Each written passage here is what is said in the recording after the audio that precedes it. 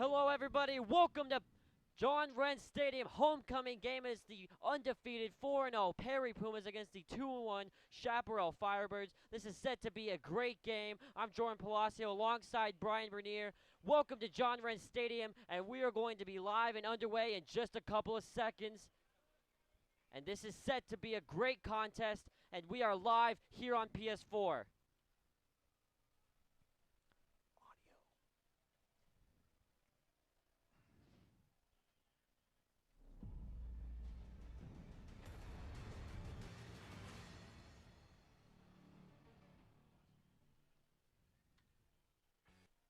And welcome back. NBC Channel 12's game of the week this week, Perry versus Chaparral. A lot of anticipation riding on this game, Brian Bernier. Yeah, Chaparral comes in at 2-1, playing pretty good football. Chaparral perennial power. First time up in Division I for Chaparral, a 5A2 juggernaut for the last few years. Sections have changed a lot over and over. Chaparral a 4A team back in the old system. Not quite the playmakers we typically see at Chaparral this year, but defensively they are very strong. The power of the team here this year is the defense. So one of the things the Pumas have to do is kind of slow down that pressure they're going to get from that front line of Chaparral, who is very well anchored by their Division I prospect, Brandon Jameson, 6'3", 230-pound senior, has looks from all the Pac-12 schools, and he comes upfield hard. So they're going to have to manage him tonight in order to be successful on offense. Captains taking the field from both teams. And we are almost getting set to get this football game underway. One of the games of the week, in Perry, one of the stories of the season thus far, Brian. Yeah, Pumas 4-0, had some tough-fought wins, learning how to play from behind, have played from ahead. So a young team that has been tested early, and they've come through every test really well. Last week got down big early to Liberty, came back down by 21 with just a minute and a half left in the first half. Cut it down. Liberty making some huge errors, and the sign of a good football team in high school is capitalizing on those errors, and Perry's been able to do that when teams give them the opportunity. And we kind of talked about these players last week, but if you're new to how things work here on Sports 360 and PS4, the guys to watch: Brock Purdy, Nate James, Case Hatch, Dallas Creel even. These are the big players for Perry that have been making plays all season long. Yeah, I mean, we can't say enough. You know, my favorite player is Nate James. He's been able to make huge plays for him all year long, and so Nate James, the guy who came out of nowhere, has ripped off some really long touchdown catches, and when they get in a spot, really that's the guy who I look for them to go to, and he's come through so far every time we've asked him to. So really good job, a solid player, and Nate James is a good two guy, as well as Cutter Hatch on the offensive side of the ball. And defensively, you know, we're anchored by his brother, the senior inside linebacker, Case Hatch, who covers a lot of ground, comes up with big hits, and really sets the tone for the entire team, whether it be offense or defense. It is going to be Perry to receive here in front of the home crowd at John Wren Stadium, the homecoming game. And we are set for an excellent, very competitive game. It's the Firebirds of Chaparral going up against the Perry Pumas, now kicking team taking the field for Chaparral. We're getting set to get underway. It's going to be Nate James and Kenny Fultz back deep for the Pumas. Pumas dressed in their Cardinal jersey, navy numbers. It's going to be Chaparral in the white and black. Now, Perry have played Chaparral a few times, and the history is not good there. No, Chaparral's 5-0 against the Pumas. Faced them a couple times, a few different years in a row, where regular season game and a playoff game where the Pumas met their demise in the first round of Chaparral. So familiar programs, getting players changed, situations change. So Pumas looking to maybe exact a little revenge for the years past. Puma's glad to see one player not out there that Chaparral had that haunted them for a couple years in a row, and that's Devontae Neal, who's now down at U of A playing defensive back for the Wildcats. And we are underway. It's a line drive kick. It's going to be right at Nate James. He's going to return it from about the 7. And he's going to look to bounce to the outside. Nate James cutting, and he's going to get to the 30. And this is where he's going to be knocked out. And on come the Puma offense.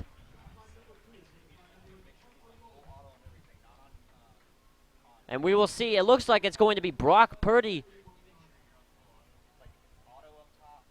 Puma's running a two-quarterback system. And no, Purdy's going to stay to the sideline. It's going to be Tomaszewski to get the start tonight. But like I said, Perry running a two-quarterback system. We will see both quarterbacks a lot tonight. It's going to be Tomaszewski in the pistol, Cutter Hatch in behind. 3-wide set. Tomaszewski gets the snap, and he's going to keep himself. He's going to look to the run to the outside, and he's going to get hit there. It's going to be a gain of 1 or 2 there for Tomaszewski. Yeah, Tomaszewski, the less fleet of foot of the two quarterbacks, but they like that sweep. They like to get around the corner. Early statements by the coaching staff said they're going to try to run this defense around a little bit, try to wear them down. They got a couple of two-way players they like to see get gassed here, so see if they're able to do that early on. Perry sticking to the pistol this time, trips to the left. Tomaszewski's going to roll left. He's going to look to throw. Throws deep on the left side. He's got a man, and it's caught! And just like that, Perry might get on the board. He's at the 20, 15, 10, 5. What a play! Second play of the game. Touchdown, Perry, just like that, 6-0.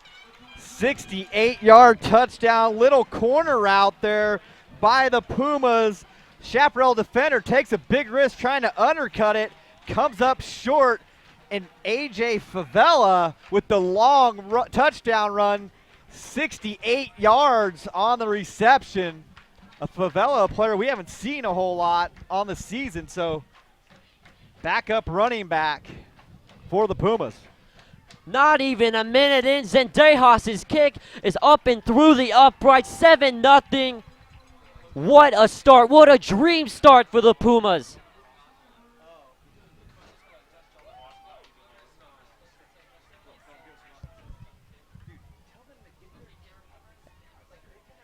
An incredible second play of the game.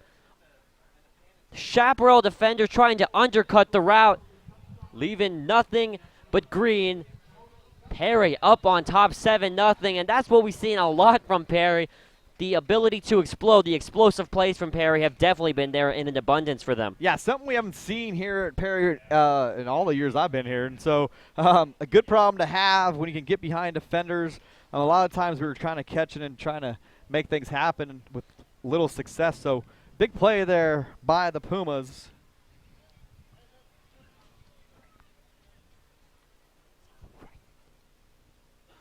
So now Chaparral's kicking team getting back on the field. Seemingly they were just on a few seconds ago. This will be Zendejas to kick for the Pumas.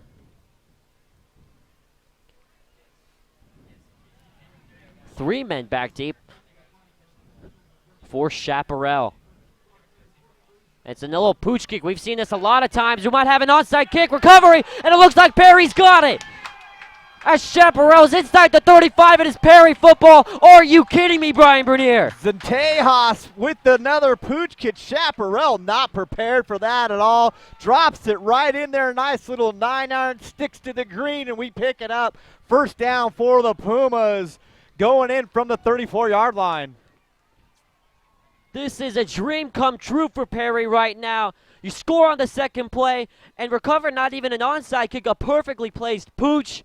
And now you are back in business inside the 35. Yeah, that looked like something you'd see this weekend in the PGA Championships here. So good job by Zendejas. Good job by the coverage team getting down there. The ball actually has the bounce. You can't catch it on the fly. So good job by getting that on the bounce, waiting for it to hit and picking it up. If you catch it on the fly, it is a penalty on the kicking team.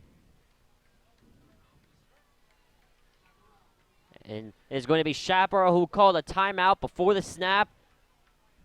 Not even a minute in, and it is 100% Perry thus far. Yeah, good start. Couldn't ask for anything more on homecoming night. So see if they can temper this enthusiasm and get locked into their game plan here and go down and get another score. You know, talking to the football players and everyone around campus who knew something about Perry football knew that we would have to get off to a fast start. The Pumas needing that early ignition and you couldn't ask for anything more. Yeah, you know, the kids understand the psychology of it, played this team many times, and Chaparral is a team in the state of Arizona that's well known and has rep, so to say. And so, you know, teams kind of get intimidated by the name sometimes and the logo on the side of the helmet. So a fast start, good for this Perry team who's oozing confidence so far early in this season. So now both teams retake the field. It's Tomaszewski again in the pistol. And he's going to give to Hatch. Hatch looking to bounce outside. Accelerates to the 30, and that's where he's going to be knocked down there. It's going to be a gain of 4 for Cutter Hatch. Yeah, Hatch with the nice tough yards there. Not the biggest running back, but definitely one of the toughest. And he's not afraid to lower his head and put in someone's chest to let him know he's there. Now it's going to be Kenny Foltz in the game for running back. Tomaszewski gives. And he's going to get Kenny Foltz. Foltz gets undercut. Good tackle there by number 12 of Chaparral, Justin Moyes. Foltz trying to get the edge, decided to cut back. Good defense by the Chaparral outside linebacker holding his ground and not letting Foltz get anything additional. 3rd and 5 now for the Pumas. Ball at the Chaparral 29. Tomaszewski going into an empty set here.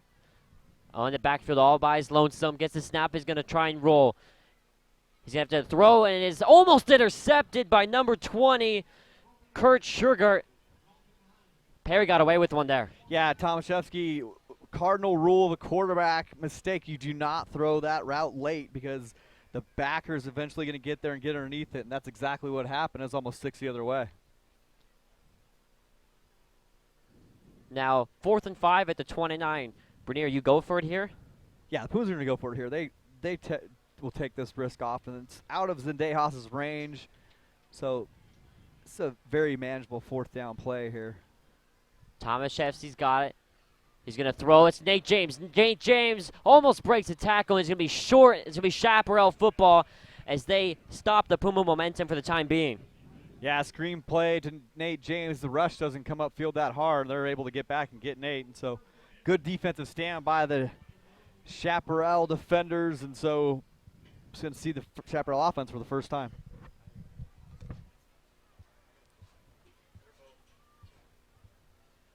And on come the Chaparral offense for the first time in the night, led by number 8, Grayson Berry of Chaparral. 10 minutes left to go.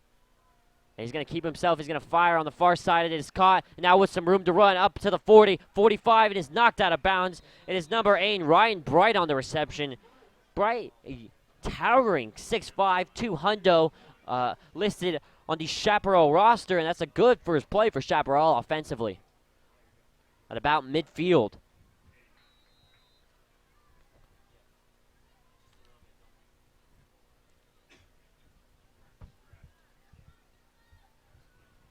Chaparral retaking the field. 9:55 left to go. Waiting. The officials go. Man in motion. And they're going to, we have a flag here coming from the far side. And it's going to be a false start. They're going to bump this one back 5 yards.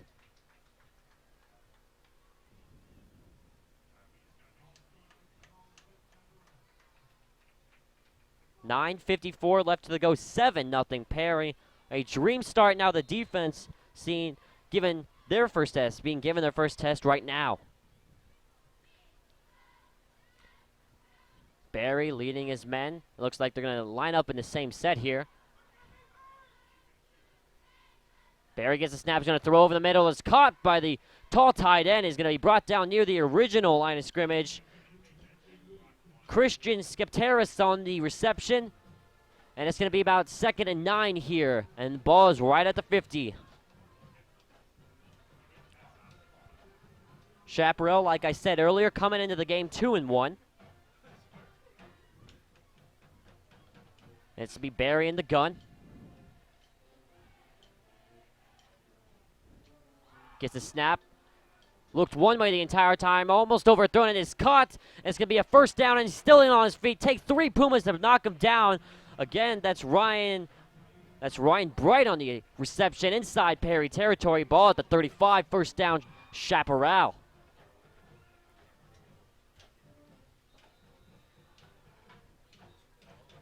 You know, as Bernier was saying earlier, Chaparral, very well-known team in the state of Arizona, seemingly inherently good. So we have Barry getting the snap. He's going to give with some room to run. It is up the middle. It's going to be a gain of about 6 yards here for the Chaparral running back. Good run for him. It's number 23, Spency Greenberg.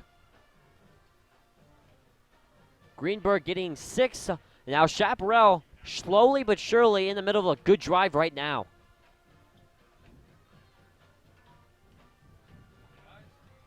Quarterback Brock Purdy warming up on the sideline. Maybe an indication he's coming in for his first series of the night.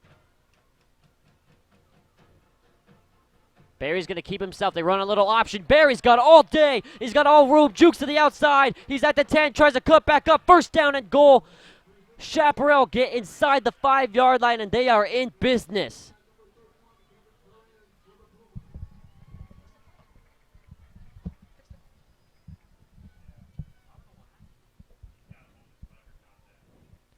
First and goal inside the Perry 5-yard line. Ball at the 2. Barry going back in the gun. High snap, but he recovers. They're going to give straight up the middle. He is in. Touchdown, Chaparral. And just like that, we got a tie ball game pending the extra kick, of course.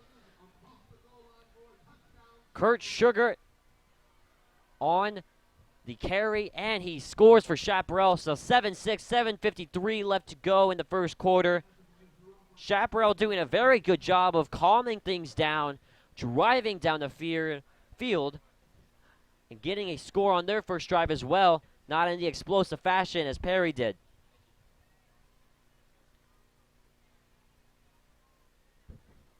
And the kick is up, and it is good, straight down the middle, hitting the Perry inflatable tunnel on its way in. 7-7 game, 7:53 left to go in the first quarter. And this is what we were talking about earlier. This is going to be a very, very competitive game. Chaparral mixing things up with a couple good passes. Good run, touchdown set up. Grayson Barry setting up the very good option play. Kept it himself, almost a little bit of a zone read. Gets them to the 2 on the next play. Chaparral find the end zone.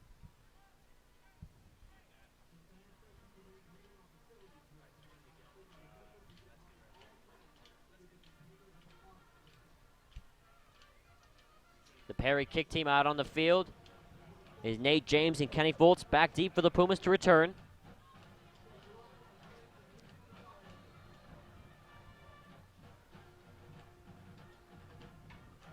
And the kick is off and away. Better kick this time. It's going to be returned by Nate James inside the goal line, or inside the end zone, should I say. It's going to be automatic touchback per the high school rules, so the Pumas will get the ball out on the 20.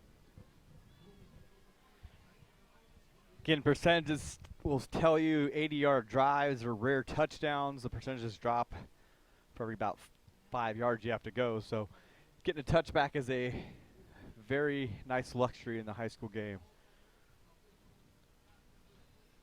And it is going to be Brock Purdy making his first entrance into the game. Tomaszewski taking the first 2 drives, and out is Purdy. Purdy in a quarterback in the gun. Cutter Hatch to his right. Purdy gets the snap. And he's going to give to Hatch. Hatch trying to accelerate through the hole, and he can't. Gain of 1 there for Perry. So far, that Chaparral front line, very stout inside. Backers able to get in the gaps, not giving any room for the Pumas to run inside so far. Good size front line for Chaparral. Now in the pistol. And we're going to have a flag here. And it's going to be, looks like an offsides against Chaparral. It looks like it should be at least. Yeah, Will Hamilton getting a little excited there, coming off the ball hard. Pumas going to slow him down a little bit. Check the count to make sure that not getting a free run at their quarterback. Going to set up a 2nd and 3 here. As you said, the flag does make it a 2nd and 3. Hatch throws his towel off to the sideline to coach. And it looks like it's going to be Purdy in there. They're setting the ball up, trying to get the spot correct. It's going to be Purdy in the pistol. Now he backs up into the gun, and as I say that, commentators curse. Cutter hatch to the right. And Purdy's going to keep. He's going to fake. Now he's going to look to run. He's got some room to run to the left, but is met by Chaparral defender. That play going nowhere. So it looks like Chaparral has that little bubble screen scouted pretty good. Purdy pump fakes and then tries to cut back inside. Chaparral defenders staying in their lane, staying home, and not allowing Brock to get loose on a cutback. 3rd and 4 now for Perry. Purdy gets a snap. He's going to roll right. He's going to look to throw. Now pump fakes, and he's going to be sacked. It's going to be 4th down. They're saying there's a fumble on the field. We're still waiting. There's confusions here from the ref. The refs don't really look like they know what happened. There's no whistle blown, but they're going to bring it back. That's going to bring up 4th down on the sack that was almost a fumble and almost a 1st down on the recovery for Perry. 4th and 6 from their own 26, and the punt team will come on eventually, and here they come.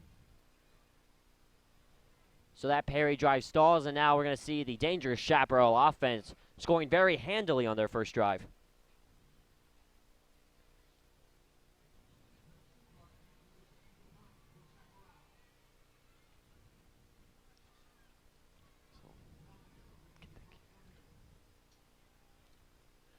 The punt is off and away. Good punt there from Perry, and is going to be returned at about the 33. Now with some room to run, he's met at the 45 and is going to be tackled right there.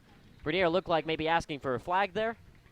Yeah, got a little spun around there, but nothing doing. But good field position for these Firebirds here. Shughart on the return. As you said, good field position at their own 46. Now move it back to the 45 as I say that. And here comes the Chaparral offense. Grayson Berry leads them. It's going to be Spencer Greenberg in the backfield with them. 4 wide set. Berry gets the snap. He's going to give to Greenberg. Greenberg with nowhere left to go. Great play there by the Perry defense. Yeah, Nocella Clayton coming up hard from the defensive end position, making a nice play, shutting it down. Clayton Nocella really stopping that play before anything can happen. And now we have a whistle blown here coming from the referee at the far back side.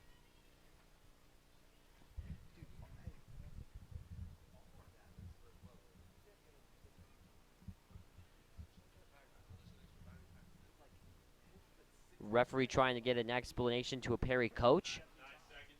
Hey, we tell him to run 9 seconds off. Run 9 seconds off. Run 9 seconds off. And it's going to be 9 seconds run off the clock here at John Wren, bringing it to 5:44. They're in counting 5:42 if I can do some basic mental math. And now they're going to run 2nd and 10, ball at the 45.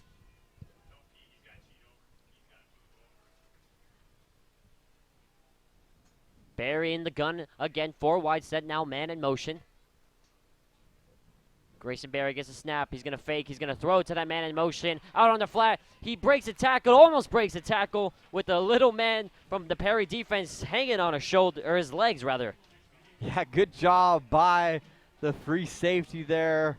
Coming up, holding on for dear life was Kevin Perez. And, you know, Perez not the heaviest kid on the team. Listed as 5'8", 145. I'm guessing that's more like 5'6", 130. Going against a pretty big fullback there. Good tackle. Tanner Groff on the reception list at 6'2", 230 as Berry gets a snap. He's going to throw on the right side, incomplete, and it's going to bring up 4th down for the Chaparral Firebirds. Good defense there by the outside linebacker, William Chin coming up and putting a little hand on the shoulder, laying out and making the play. So forcing the punt team out here for Chaparral. Good 3 and out by the Puma defense. Kevin Perez back deep to return for the Pumas.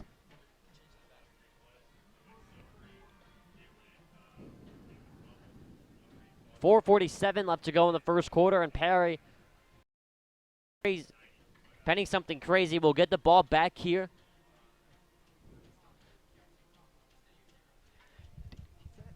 Clean snap, and the punt is off away clean. Slow delivery. Kevin Perez signals, no one touch it, no one touch it.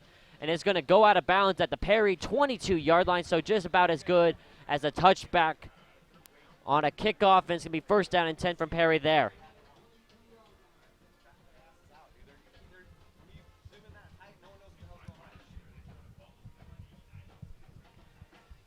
Chaparral defense already out on the field.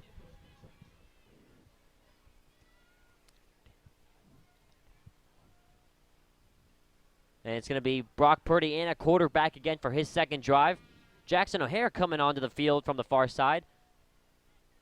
Getting the play call from Purdy. Now lining up.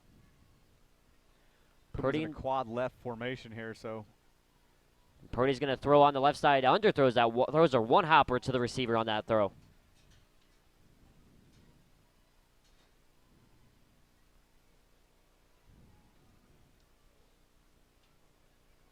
So after the 2 touchdowns by both of these teams, the offense is very stagnant at the moment.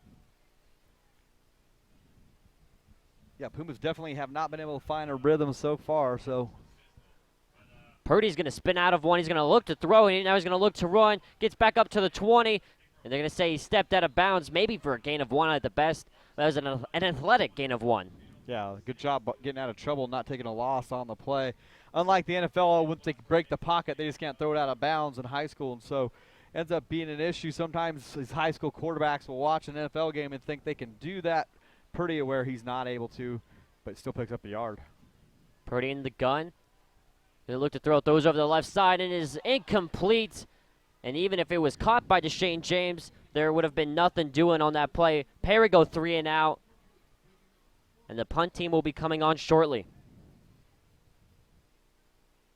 Yeah, not a good offensive night so far for both teams.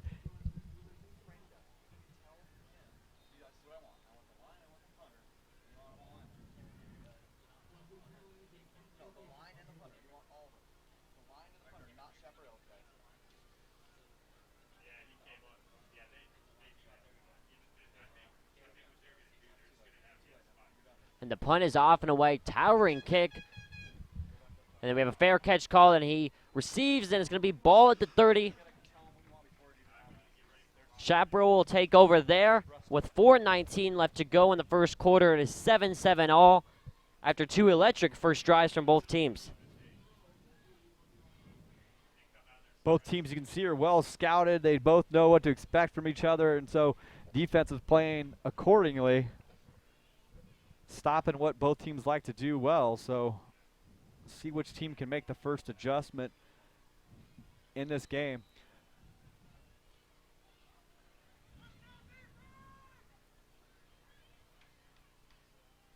Like I said, ball on the 31. They've spotted it. Grayson Berry and Spencer Greenberg in the backfield, 4 wide set.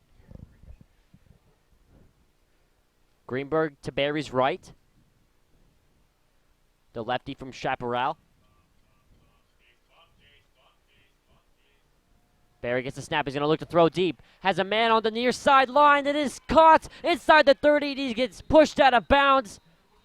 Huge play. A lot of yards on the play. It's going to be number 80, Ryan Bright, on the reception, who thus far has torn the Pumas apart. Yeah, nice just fade, straight streak on that. Gets behind the defender. Ball put right on him. Nice throw, dropping it in right in front of the coverage. Big gain by Chaparral. In business now on the 20-yard line.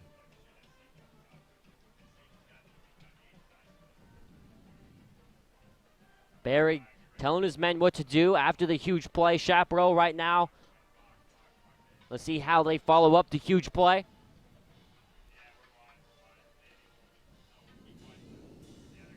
Berry's going to go under center for the first time tonight. Gets the snap. He's going to pitch out to Greenberg. Greenberg looking for a hole. Greenberg trying to bounce outside. Now does. He's going to hit. And it's going to be a gain of about 5 yards and a late flag coming in from the back judge. Yeah, back judge is going to get 88, Steven Stepkaris, for a late hit. Play was over. Puma was standing by the pile. He came up and lowered the boom on him. Ref all over it. This one's going to come back for an unsportsmanlike conduct. Coach Conrad Hamilton on the field, furious with his player. Yeah, it's one of those things is football in general has gotten a little bit better about watching those plays that are kind of unnecessary hits. Back In the old days when I played, that would have never gotten called, but now new game, kind of new rules, and the play was not whistled dead. Guys standing around, we were taught to pick him off the pile, but referees didn't agree with it. Bernier with the old back in my day story. It's going to be Barry in the gun now on the 1st and 16. He's going to get a little 3-step drop. He's going to throw deep on the right side. Same play as they ran before. It is dropped, and we have a flag thrown in the end zone. Yeah, Chin Chin's going to get called for pass interference here, but I'm not too sure. Looked like a little bit of hand fighting between both. Didn't really impede him from going up, but referee decided he was going to throw that flag. That's a hard call when it's called from a referee who's 25 yards away, and the referee who was right there doesn't call it. That's when I have a problem with referees throwing flags on plays like that. So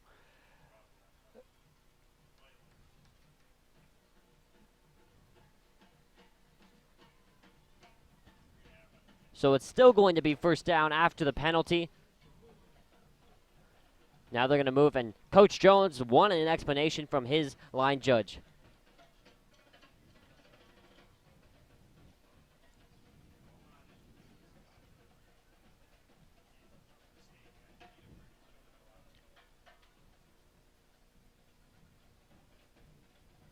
And they're getting the spot of the foul now, right? Trying to get the chain gang aligned. And it's going to be Barry who gives to the running back with nowhere left. And they said they didn't blow a whistle. He stays on his feet, and he's in, and now they're going to call it back. Yes, they are. They're going to call it back. Almost reminiscent of the Auburn-Oregon National Championship game. Couple times here tonight, it just seemed like the referees are not really taking command out there and signaling that it's a stoppage of play and hitting the whistle hard. And that's the second time we've seen that so far in this first quarter. So the kids are pretty good at hearing the whistle, and that was really late, and the signal came really late as well. So now on 2nd and 7 after the play, it's going to be Grayson Barry in the gun. 4 wide. He's going to get the snap. He's going to throw to the right-hand side. It is caught at the 10-yard line, staying on his feet. Takes a swarm of Pumas to bring him down. It's going to be a first down, Chaparral, 1st and goal. A good defense there by the Pumas, coming up just short, a little late. Pumas having a little trouble tackling these bigger Chaparral receivers and fullbacks. Pretty good size on those players. Skepteris listed at 6'3", 230. So we have to chop him down a little bit and put some hurt on him. Make him a little less happy to catch those. They're going to give to Shughart. Shughart trying to spin out of a tackle, and he's going to be short of the end zone. He's going to be at about the 3 or the 4 yard line here. It's listed at the 3 on the John Wren scoreboard. As we approach the 2-minute mark in this first quarter, Chaparral very much so in business. This will be Barry in the gun. Gets the snap. They're going to give to Shughart again. Shughart met at the line of scrimmage. Nowhere to go. Good defense right there from the Pumas. Yeah, Pumas doing a good job of charging up those lanes and stuffing up the run by Shughart. Again, Shughart listed at 208. Nice size running back, trying to power it in there, but the Pumas getting in his legs and not letting him go anywhere. Chaparral getting their play from the sidelines. That's why they have to be fully charged, you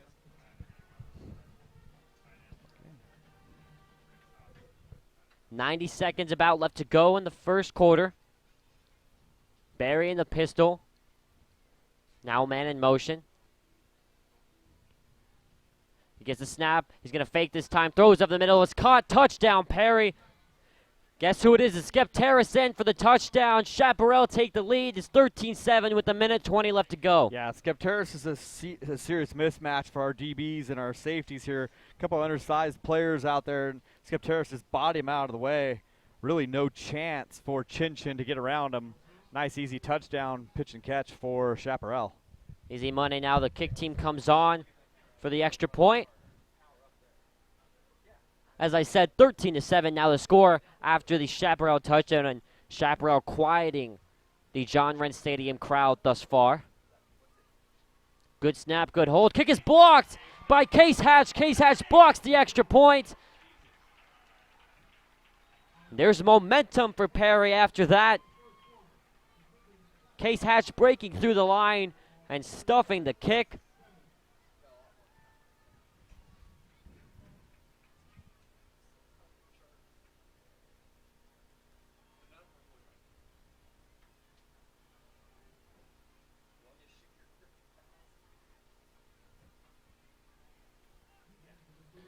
.120 left to go. Case Hatch breaking through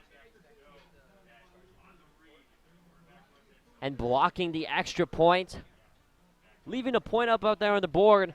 Perry with the score will take the lead, as it is going to be the deadly duo back there for Perry. Nate James and Kenny Foltz on the return.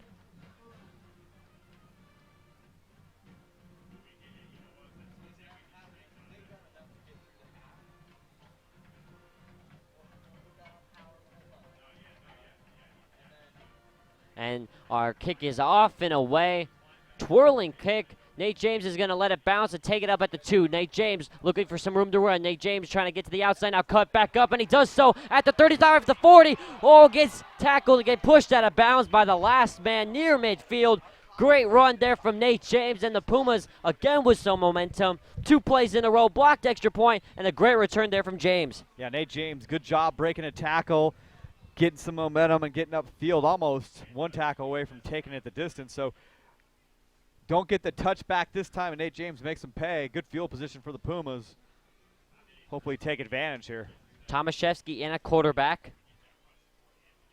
Cutter Hatch to his left in the gun, 3 wide for the Pumas. Tomaszewski gets the snap. Little 2-step drop, looking to throw. Throws deep over the middle, and is over everybody's head. Incomplete. Yeah, trying to go deep.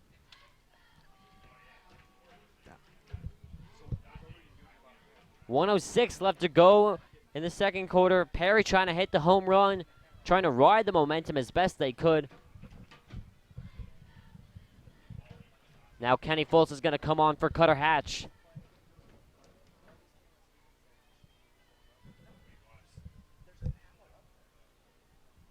Perry going with the 4 wide set. Jackson O'Hare on the right-hand side, the tight end.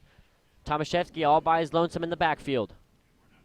He gets the snap and he's going to run. Design run for Tomaszewski, looking for some room. Now finds some room, gets up into Chaparral territory near the 45. And it's going to be a 3rd and manageable. Yeah, nice cutback by Tomaszewski there. Chaparral bringing a blitz from the weak side there. Perry in a great play. Pick up a huge chunk there on 2nd down. And Tomaszewski's reading his block. Good job cutting back, picks up an extra 4. It is going to be 3rd and 4 with about 36 seconds left to go. Tomaszewski gets Foltz in motion, and he's going to give to Foltz. Foltz trying to run, trying to get past the first tackler. Does not get past the second line of defense. Broke a tackle, and it's going to be 4th down now from about the Chaparral 44. Puma's likely to go for it, maybe a hard count here, see what Coach Jones can come up with. But, again, this Chaparral defensive line is quick and pretty big, so causing lots of trouble this Puma offensive line so far. And they're going to run the clock out. That's the end of the first quarter. So at the end of 1, Perry with a dream start and going stagnant thereafter. 13-7 Chaparral right now. However, Perry with a 4th and 2 coming up, first play of the next quarter.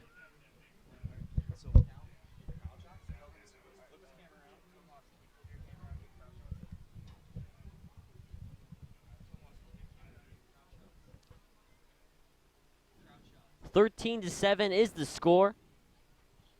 Chaparral over Perry.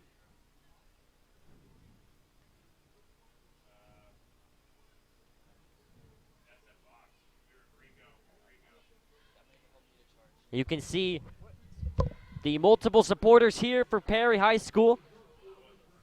Theme tonight, a red out. And you can see another shot of them right there.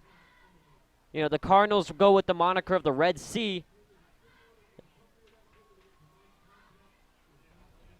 This is very red right now out for Perry in the red-out game.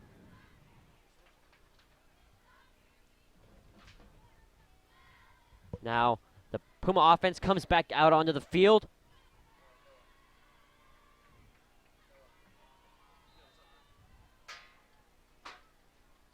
Empty backfield. Tomaszewski all by his lonesome, 4 wide. Tries a hard count, now looks to Coach Jones for the play call. Kenny Fultz in motion.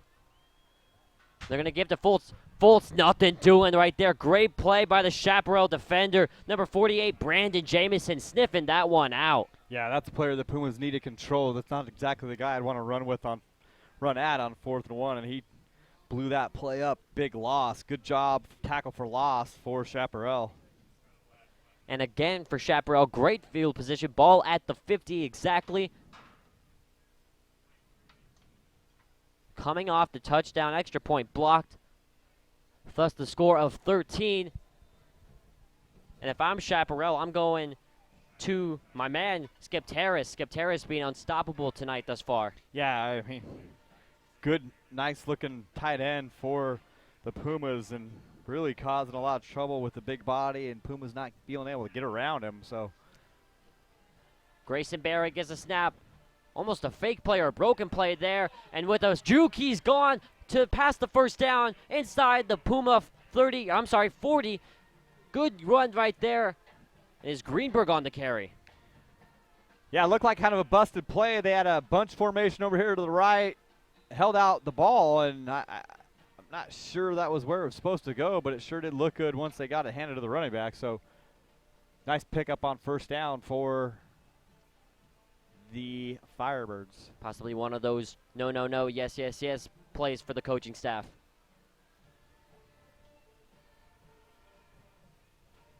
First down from the 36.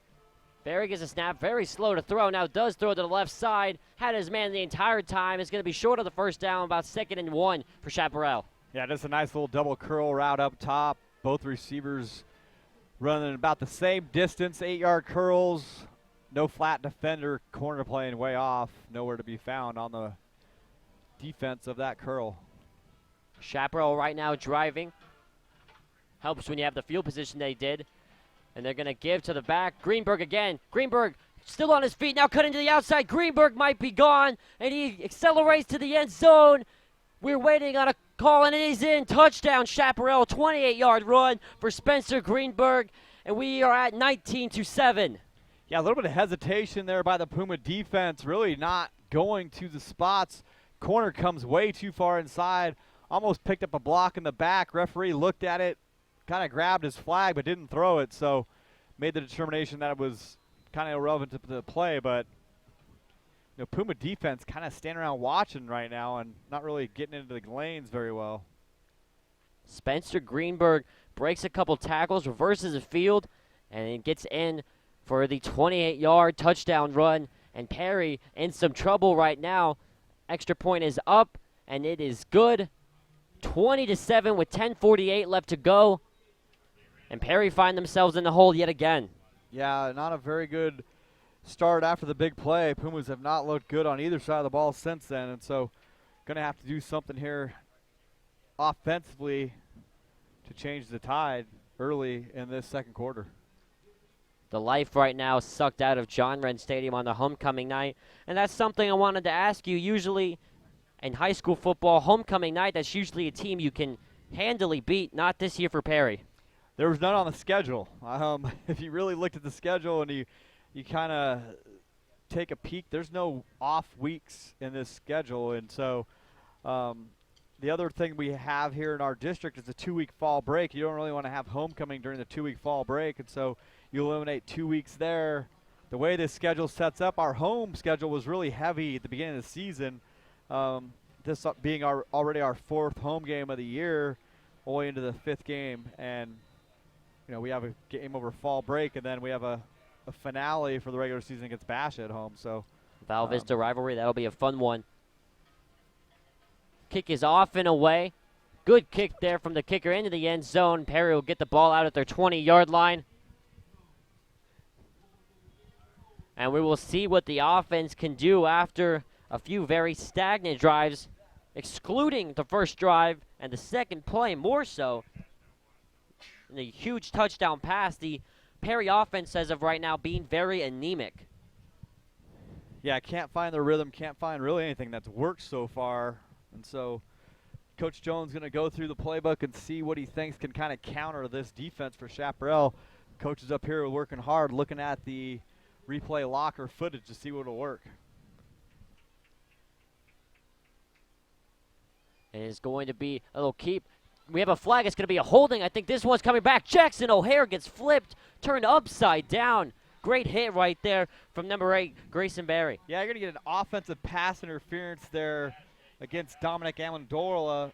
He was blocking before the ball was actually caught by the tight end, Nate James. And so this one's going to come back for offensive pass interference. Or holding. We are holding on Chaparral as it Looked like he turns was out. blocking downfield when that ball was released. So lucky call there for the Pumas. Definitely not the call either one of us saw coming. Yeah, I mean, he kind of just got locked up on his route, but he started blocking before the ball was out. So, hey, we'll take it either way we can. Again, these Chaparral defenders are a lot bigger than these Pumas. I mean, number 10 down here, Drake Mason listed at 6'2". That's a big DB. Safety number 7 for the Pumas, Brett Voss, 6'3". Cutter Hatch gets the carry. He's going nowhere. He's going to lose a couple. We had another flag thrown in from the white hat, the head referee. Right now, a flag party.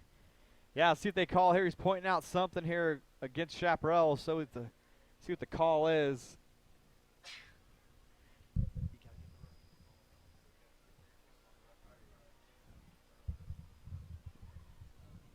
We're going to have a personal foul. Face mask. Huge penalty. That's going to be a 15-yarder right there for Perry.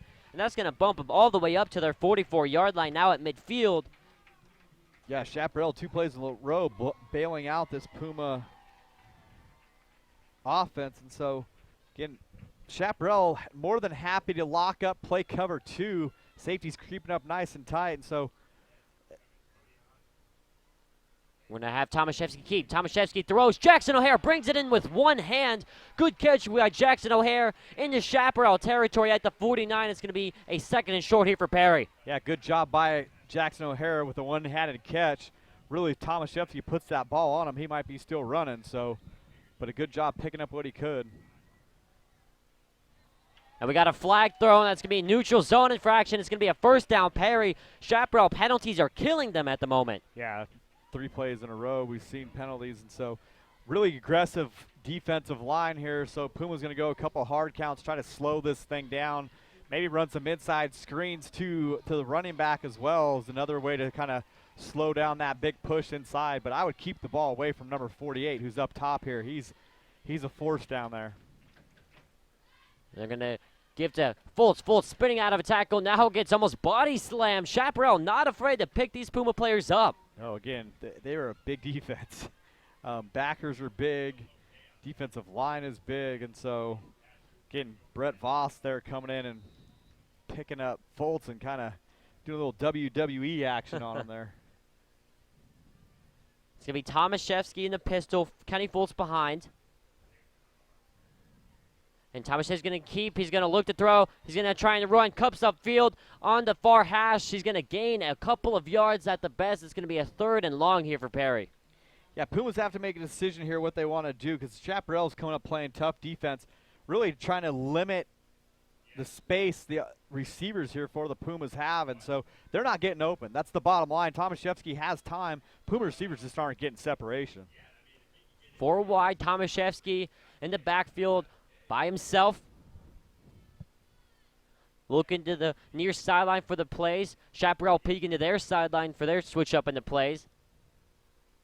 Tomaszewski gets the snap. He's going to run. Design run for Tomaszewski. Trying to break through the hole, and he does. Still on his feet at the 30. Stiff arm. Now trying to cut back up. A first down for Perry. Huge run there from Gabe Tomaszewski. Yeah, nice run, about 20 yards for Tomaszewski. Little quarterback draw. Chaparral playing back in a soft cover 2. The middle of the field's a little bit open. Perry with numbers for blockers. Take advantage of that. And Gabe Tomaszewski doing a nice job picking up the first down plus another 10.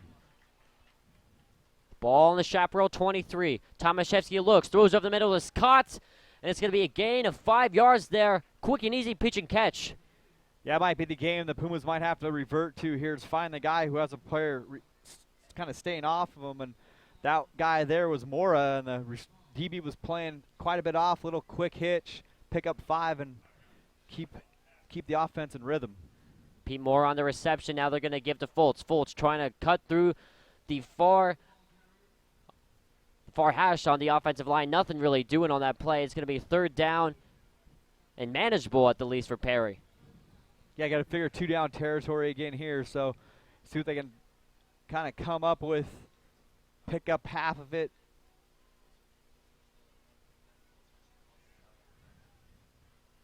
Dave Tomaszewski in the gun, Hatch to his left. He gets a snap, he's going to roll left. He's going to look to throw. Throws on the far side to Shane James is there. Did he get a foot down? They're saying incomplete. No, he did not. Bernier, on that play, what did you see? Well, late call. You know, James had a little bit of trouble getting off the ball there, runs a corner out, goes up, defender forces him out of bounds and not able to get a foot down. But I never like when it's a bang-bang play and the referee kind of is nonchalant about the call. That means he's thinking about it. You know, he got to make a quick determination, kind of a little confidence in the call. He didn't really have a whole lot there. And it's going to be Zendejas on to kick. Zendejas setting down his block. It's going to be about a 35-yarder for Zendejas here.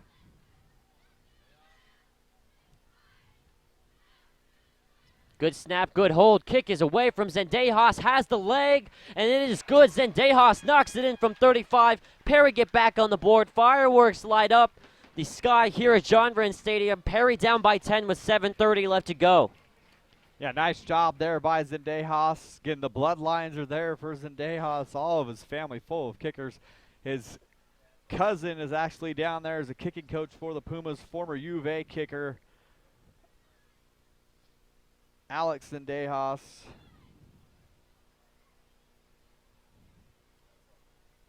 So field goals should be something fairly natural to him since I'm pretty sure he's been kicking since he came out of the womb. Very much in the bloodline of the Zendejases. Max Zendejas, Luis Zendejas, Alex Zendejas.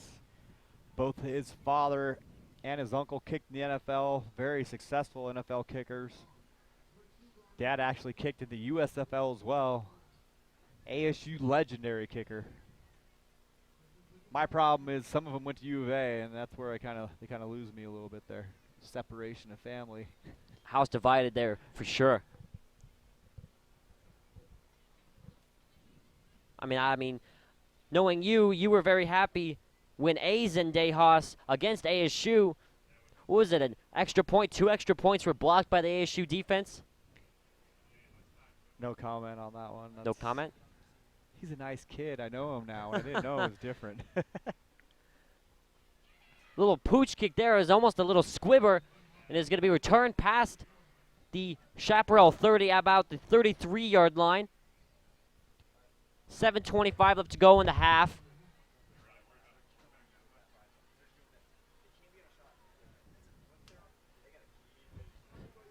Tanner Groff on the return for Chaparral.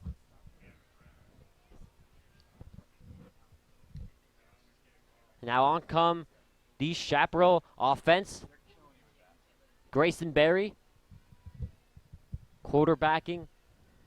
Coming off of the touchdown scored by Greenberg, and Greenberg is in there in the gun. To the right of Berry. Skip Terrace in motion now to the left. Berry gets the snap. He's going to take a 3-step drop. He's going to throw deep down the right hand. There's a man there, overthrown. Man was open, intended for Ryan Bright.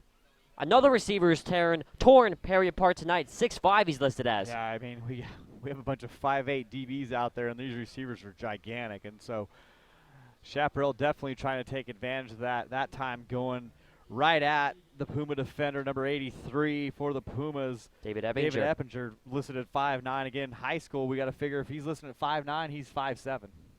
So big height difference there.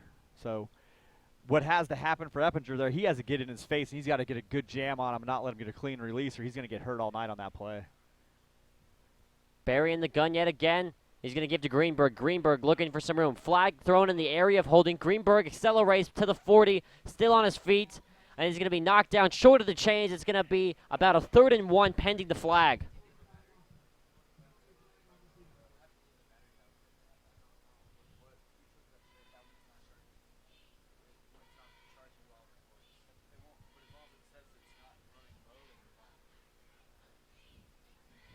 Head referee coming out.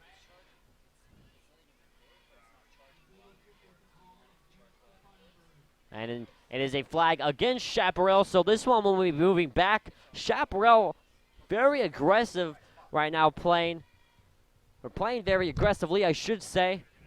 My English teacher would be very displeased with that grammar right there, and probably my parents too. It's going to be 2nd and long, 2nd and 15 for the Firebirds of Chaparral.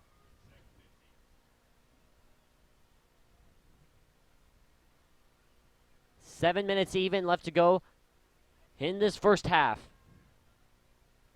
Barry in the gun, now man in motion. Gets a snap, and he's going to give Shrughart with some room to run. Accelerates to the 45, still on his feet, still chugging, met by 5 or 6 Pumas at midfield. First down, good run there. 22-yard run there for Shrughart, and it's a huge run for these Firebirds, who right now at midfield exactly. Ball straight on at the 50. About 6:35 left to go in the half. Chaparral will receive the kick as well by the time the second half rolls around. 2-possession game. Chaparral up by 10. Barry's going to pitch out to Greenberg. Greenberg trying to bounce outside. Huge hit right there by none other than Case Hatch. Hatch letting that play get nowhere. No gain on the play, 2nd and 10.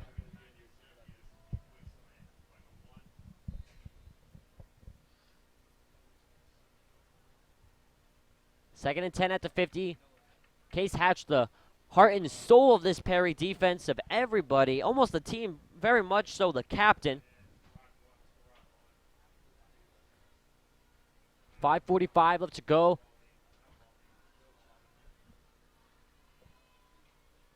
Gets the snap, does Barry. Barry looking to throw. Throws up the middle, it's caught. It's by number 80, Ryan Bright. Bright gets the first down inside the Perry 40. Chaparral right now driving. Case Hatch comes out, gets a little talk from the coach, from a coach.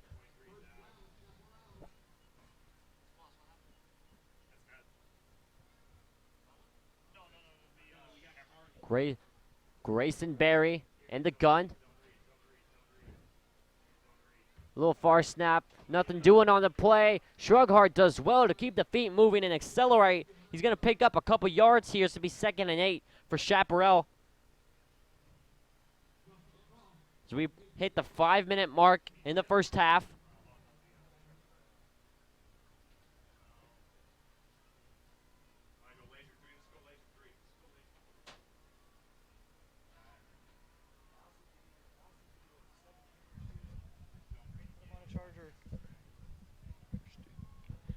Barry waiting for the snap in the gun, now gets it. 5-step drop, and we have a flag. This play is going to be blown dead. It's going to be a false start here on Chaparral.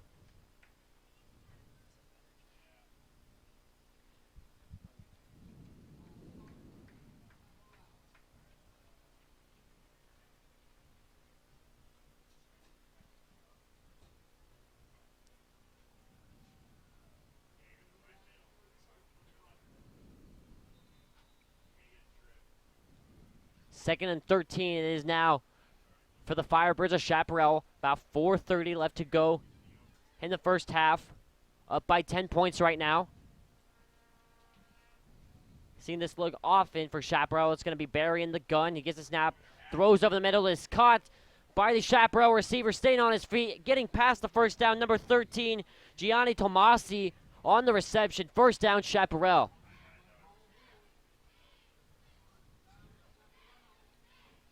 Chaparral doing a very good job of not letting Perry get any momentum, to get the ball moving at all. Chaparral very much shows stopping any Perry momentum. Yeah, the size and athleticism of this Chaparral team is definitely affecting the Pumas on both sides of the ball, and so it's just they're bodying these defenders up and getting position, and the quarterback's doing a great job of putting it right on top of their numbers, and so Puma defenders just can't get around these guys.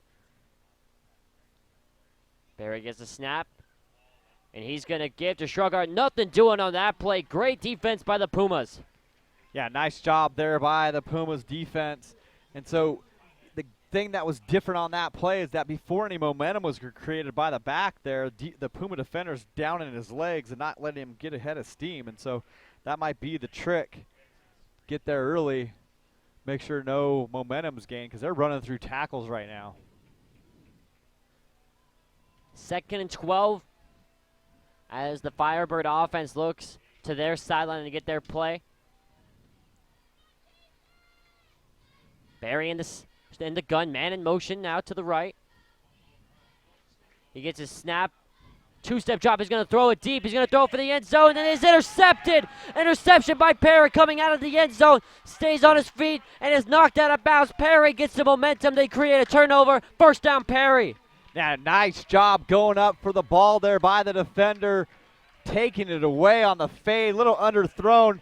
Really, that was disrupted by the blitzing linebacker, kind of getting that quarterback to kind of pull back a little bit before he got blown up. And so, nice job by Darius Holton pulling that down. Nice interception going up and getting it. The other good thing was that the blitzing linebacker pulled off and didn't take the late hit, but it was just enough to affect the throw and kind of short arm it.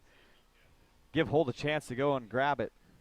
Barry throwing a jump ball to the end zone. Perry come down with it, and on comes Brock Purdy, and the Puma offense operating from their own 13-yard line.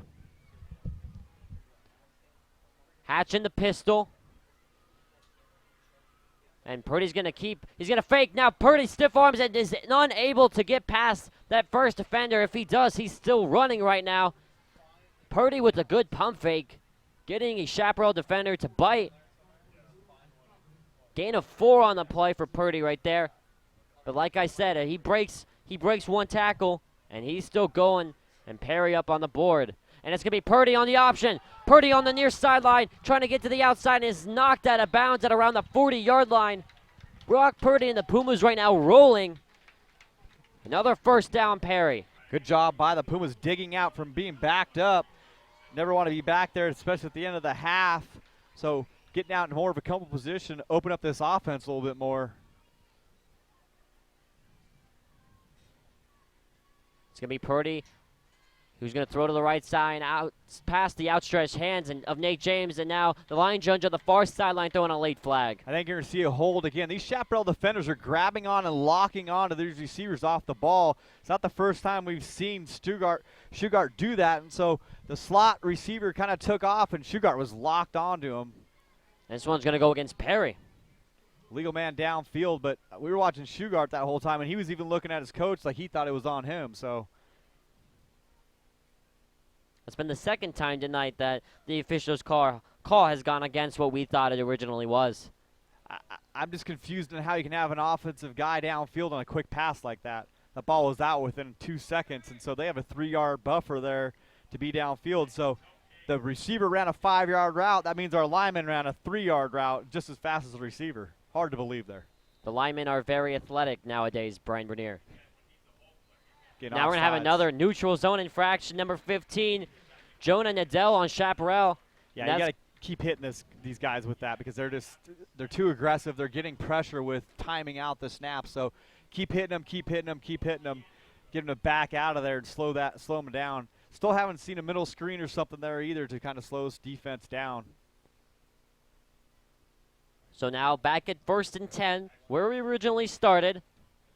Purdy in the gun by himself. He's going to roll to the left. He's going to look to throw. Throws. Little fade on the right-hand side. Is caught by Brody Vossler. Vossler inside the Chaparral 40. First down, Perry. Good throw right there from Purdy. Yeah, great job by Vossler. Really good defense by Brett Voss. Voss against Vossler. I guess the 2-syllable name pulls it down. The Voss family probably at one point was a Vossler. Decided to shorten it up in America. Who knows? But good job by Brody.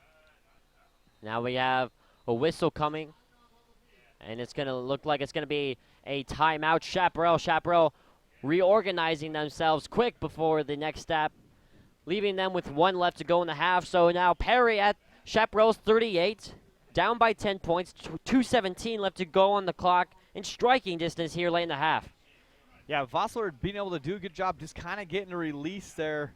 That last play, little corner out, had position from the defender and kind of bodied him out. And Shugart just never able to get there. Just one of those things, the Pumas want to keep it close here. It'd be nice to score, only be down by 3. A lot of these Chaparral players are going both ways, and so we'll see how that affects them in the second half because most of the Puma defenders are staying on one side of the ball. Perry offense already back on the field waiting for their counterparts, and the Chaparral defense looks like Purdy, at the moment at least, is lining up in an empty backfield. Knowing the Puma offense, I'd expect Cutter Hatch, the receiver on the far left, to motion over the right-hand side, maybe even run it his way. And they don't. Purdy met by the outside rusher. They run a little screen. O'Hare down the near sideline trying to cut back upfield, and he gets to about the 20-yard line. It's going to be a first down for Perry there. Nice little play call there from the Perry offense. Yeah, nice job. It's nice when you have an athletic tight end like O'Hare. You run that tight end screen. That's really hard to defend. That guy gets kind of lost down in there, and you lose him with all the fat bodies. The next thing you know, he pops out and has some offensive linemen running downfield with him. There's a flag thrown late on the play coming from the line judge on the near sideline. Well, Hare's helmet was ripped off. It's probably a face mask. There you go. There it is. Yes, absolutely. So face mask on Chaparral. And we're going to look at the spot of the ball. Perry, like I said, in striking distance. And now when you hear down in the red zone, do you worry about trying to kill the clock a little bit before you score? No, I mean, you got to score. You can't try to play that game. You can't try to go Eli Manning on this and say, oh, don't go in the end zone, don't go in the end zone. You got to take your points here. Offensive hasn't had a ton of success after that big play at the beginning, so get a score and let your defense do the job on the other half here. Purdy's going to give to Hatch. He's going to keep, He's going to get pulled back from behind, staying on his feet. Very Eli Manning-esque, throws a jump ball, and they're saying it's incomplete. Did not get the feet down, did number 10, Mason Drake. Yeah, Drake, good job coming up, and I mean, a bad ball, really bad decision by Purdy, but luck's out that the ball carried enough to go out of bounds. But good job breaking some tackles, trying to extend the play, but almost took a huge, huge loss there on first down, which you don't want to see when you're sitting on 1st and goal. 2 minutes even left to go, 2nd and goal from the 10-yard line. Perry got to get all the 10 yards. It's going to be Purdy in the pistol. And he's going to keep himself. He's going to look on the right-hand side. He's going to be thrown up and incomplete, intended for Vossler, it looks like. It's going to be 3rd and 10 from the 10. Looks like at the last second, Vossler kind of checked the defender, but he definitely had him beat, had the corner out. Good throw, and looks like he just kind of took a little peek at the last second and lost track of the ball. So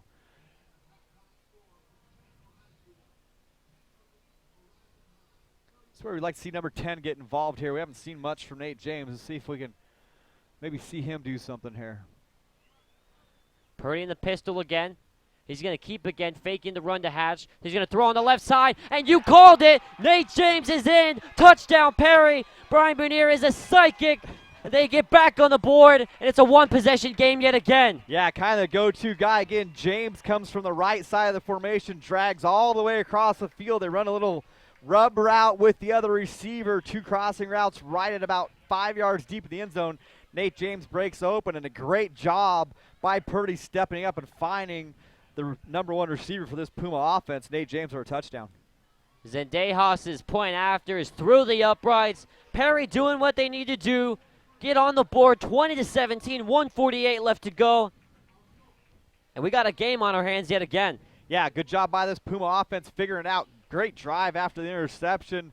Nice long drive, putting points on the board. First good movement we've seen since that early first big play. So Pumas feeling confident now and big stop last time, so let's see if they can hold up, go into the half down 20-17, be a great spot to be in for this Puma team.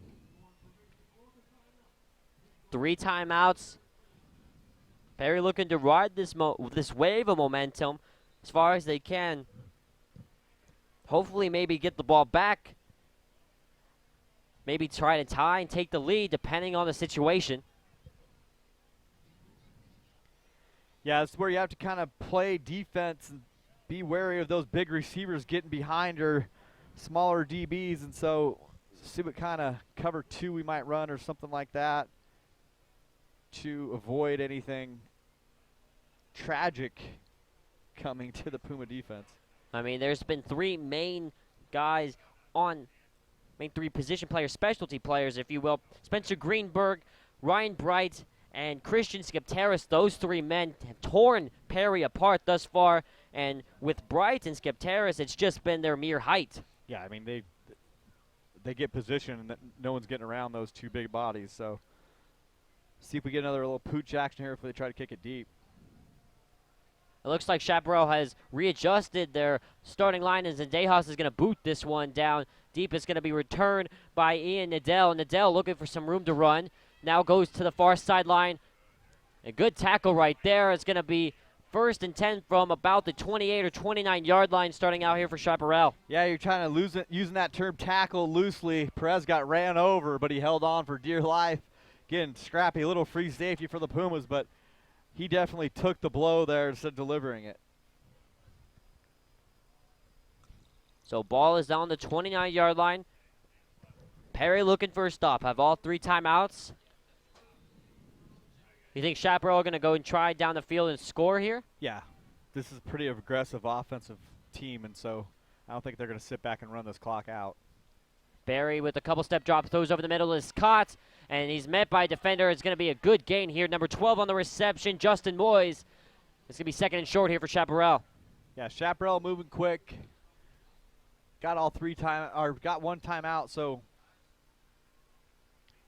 looks like the line judge on the near sideline signaling for a timeout. Now some confusion on the field. maybe checking the spot. Referee timeout, check the spot. Maybe thinking about measuring this, see if they can pick up a 1st down here. The 2nd down stick lined exactly, and the chain gain is going to come out. I was about to say the 2nd down stick lined up exactly where the 1st down marker was at. So they're going to come out, and they're going to check the spot here.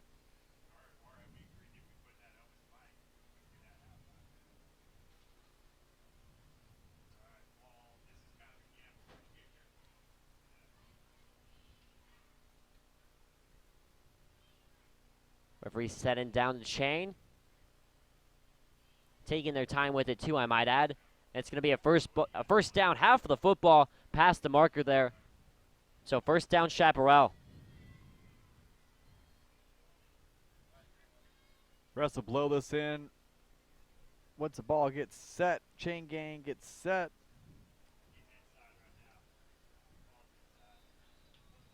And the clock is off and running again.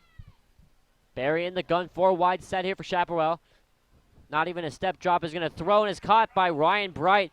Bright stays in bounds, clock still going.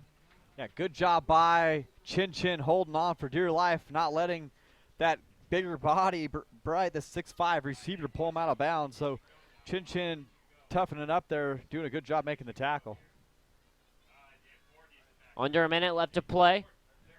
20-17, Chaparral get the ball to start the 2nd half. 3-step drop is going to be thrown on the right-hand side through the hands into the Perry sidelines of Ryan Bright. Yeah, pressure came for the Pumas, 3-man front. They run a cross blitz. Kind of got there late, but enough to make that throw come out maybe a little bit earlier than he wanted to. Bright's head not all the way around, incomplete. Set up a 3rd down for Chaparral. 3rd and 5, according to the John Wren Stadium scoreboard. Grayson Barry gets a snap. Takes a 5-step drop, throws over the middle, is incomplete. Skepteris going for a one-handed catch now with 40 seconds left and all 3 timeouts. Perry going to get the ball back here pending something horrendous. Yeah, getting No, Sella gets there, doesn't get all the way to the quarterback, but just enough to make him short arm that throw and think about taking a hit. And Nocella doing a good job of pulling up and not getting the late hit penalty, but quarterback wanted nothing to do with him, I can tell you that. So good job by Nocella, put enough pressure to kind of have him short arm that throw, and Pumas might have a little bit of time. Got all 3 timeouts. If you get a shank punt here, a good return, that's where you might want to put some pressure on this Chaparral defense. Kevin Perez back deep to return for the Pumas, standing around his own 20. Snap is good, just out. Dive punt, no good. Perez saying let this one go. It's going to roll all the way to about where Perez was standing. It's going to be down at the 22-yard line with 29 seconds left to go. Perry going to have to travel 80 yards here to score a touchdown. Yes, where you kind of maybe think about a screen or a draw, get somebody in space. If they get a big gain, then you think about going for it. If you don't get anything, you just go in happy being down by 3. So don't want to risk too much here. Don't want to turn the ball over on your side. Give up cheap points here. So screen draw, maybe get somebody in space, maybe a little bubble out to Nate James, see if you can do something. If not, going at half down by 3, happy with where you came back from. It is Purdy to come on and quarterback again after engineering the last touchdown drive. Purdy in the pistol, gets the snap, and he's going to keep himself. He's going to look to throw, fakes it. Now trying to get up on the far hash, staying on his feet, stays on his feet, and then dives for extra yardage. Clock is going here. We have a timeout from Coach Jones, stopping at 26 seconds. Yeah, happy with picking up a little bit there, about 8 yards, 7 yards, and so, bad spot, 7 yards, 6 yards. So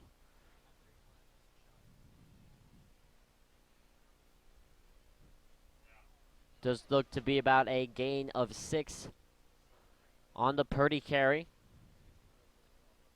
26 seconds left to go in the half.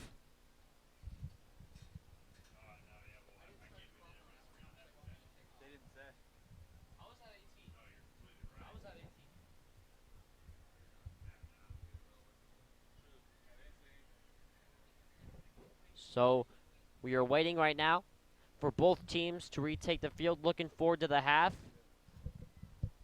Band will be performing along with Palm and Cheer, I should say.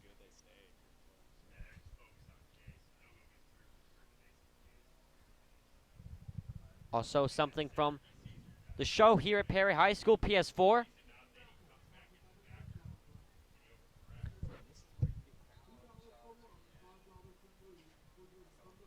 Now both teams coming to retake the field.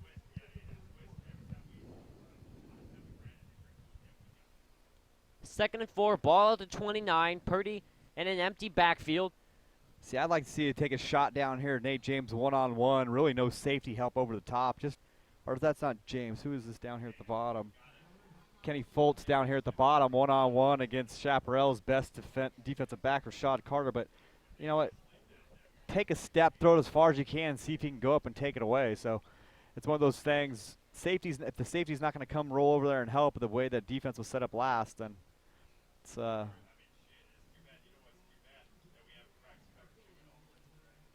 shot there of the Perry student section, the Red Out game, homecoming game, coming out in large numbers as well. They should be when you have a 4-0 for the first time in school history. Yeah, lots of excitement around campus. Good, nice pep rally day. Our school's gotten so big we actually have to do 2 pep rallies. We might even have to go to 3 at some point. This place is getting gigantic.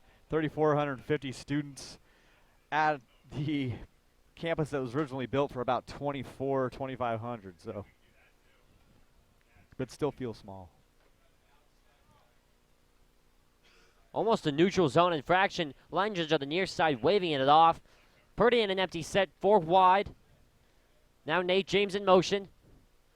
And they're going to give it to Nate James. Nate James looking to run on the far sideline, gets knocked out of bounds, which will stop the clock for the time being. And it's going to be a 3rd down here for Perry.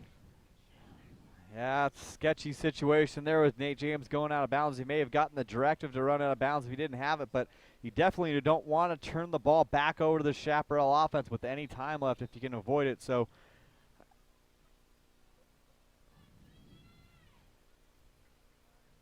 see if they can pick up this 1st down to avoid Chaparral getting this ball back.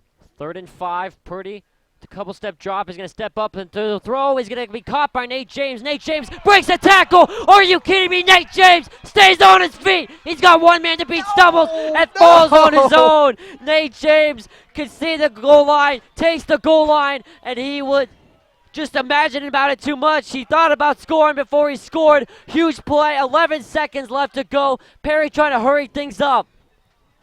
Oh my gosh, Nate James breaks a tackle. We're jumping up and downs, just gets caught by the turf monster, loses his step. Puma's now in range though to score, definitely gonna get a field goal out of it. Purdy throws, going for the end zone. No one there, and there is caught by the Chaparral defender. Pick. And it's gonna be an interception. From pole to pole, Nate James trips on his own feet. Nothing but green in front of him. Brock Purdy now throws an interception. What a way to end the half with 2.5 seconds left to go. Crazy turn of events there at the end of the half. Pumas looking to get a huge touchdown. Don't convert as Nate James loses steps. Next play picked off. Great catch by the defender for the Chaparral Firebirds. Shugart goes up and gets it, kind of keeps his feet in, does a little dance on that sideline, and Chaparral going to knee it out after a very exciting end of this first half. There is the knee, and we are at 0-0 on the John Wren Stadium scoreboard as we head into the half. 20-17 Chaparral, and you got to be kidding me after that. Yeah, the guy, our playmaker, we got the ball to him in space. He makes a move, takes off, and just sometimes you just catch a cleat, lose a little balance, and ends up running into his own ground.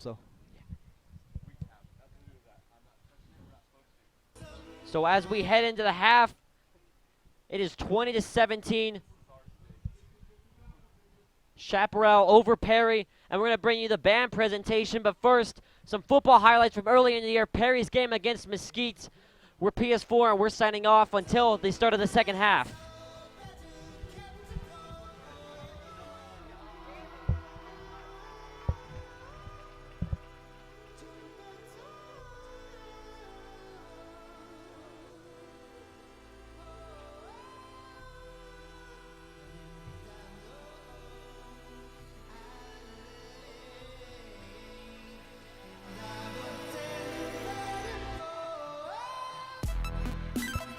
Wide open is Jackson O'Hare, catches at the 25, breaks the tackle, there's nobody in front of him, touchdown Perry.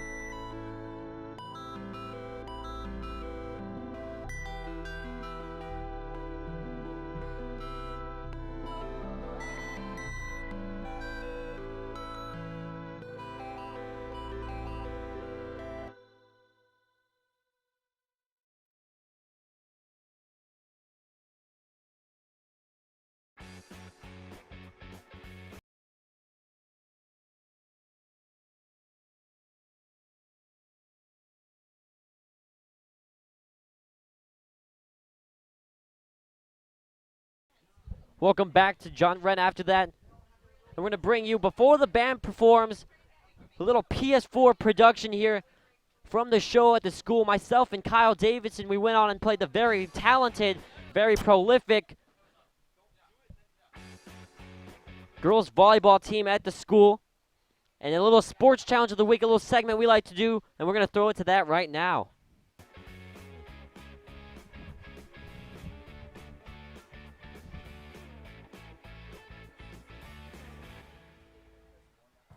All right, so we are right here at Discovery Park, here for a 2v2 volleyball game. Myself and Kyle going up against these two. You guys introduce yourselves.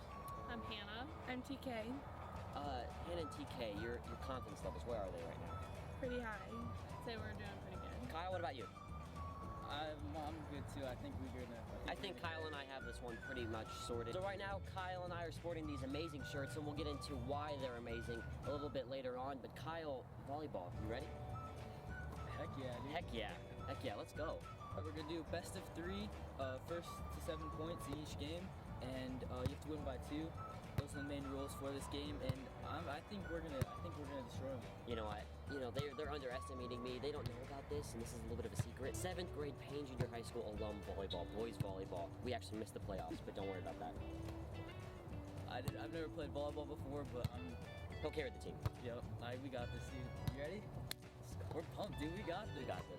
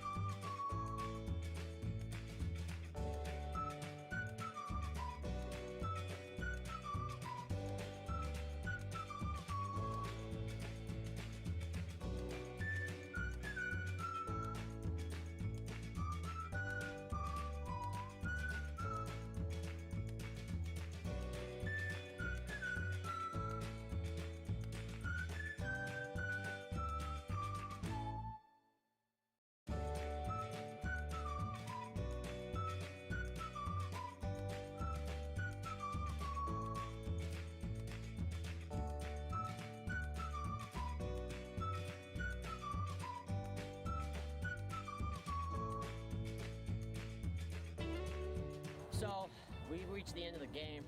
You know, I think Kyle and I did pretty well, to be honest with you. We went up against two captains. Stop. We need to sort some things out because you did terrible. I did terrible. Yeah. Dude, can we watch back the game film of all the time Kyle swung and missed? I scored our only, I set you up on all those points. I bet you did. Without me, you wouldn't have gotten the ball. How do you guys feel about me? I think we did pretty awesome. I think you guys really didn't when you really think about it. We scored a lot of points. We scored more than I thought. They we won, would. though. Why do you have to be a downer?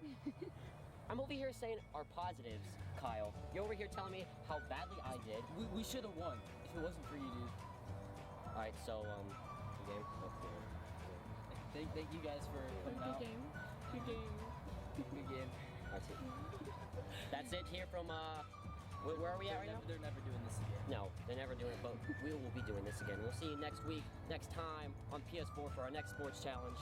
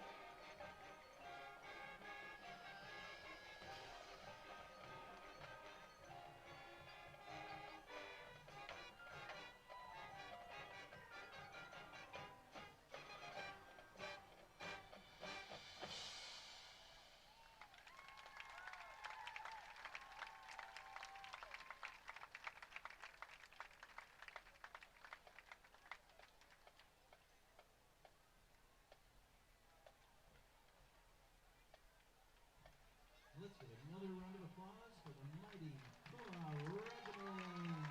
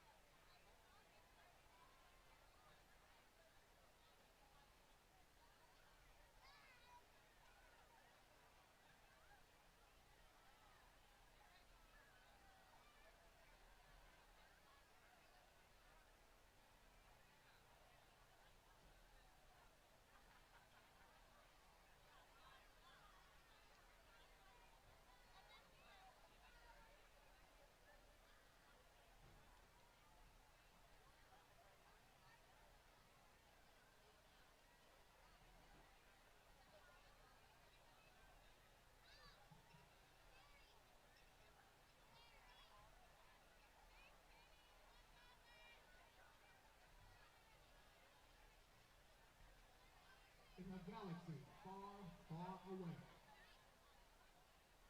Perry High School puts on the 2015-2016 homecoming Stars Collide. You have chosen your royalty, and here they are. Your freshman Lord and Lady, Travis Calloway and Kelly Davis.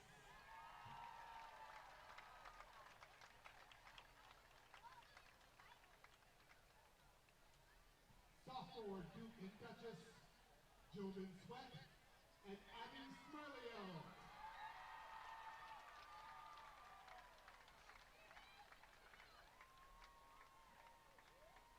Junior Prince and Princess, Jackson Daniels and Lila Bryant.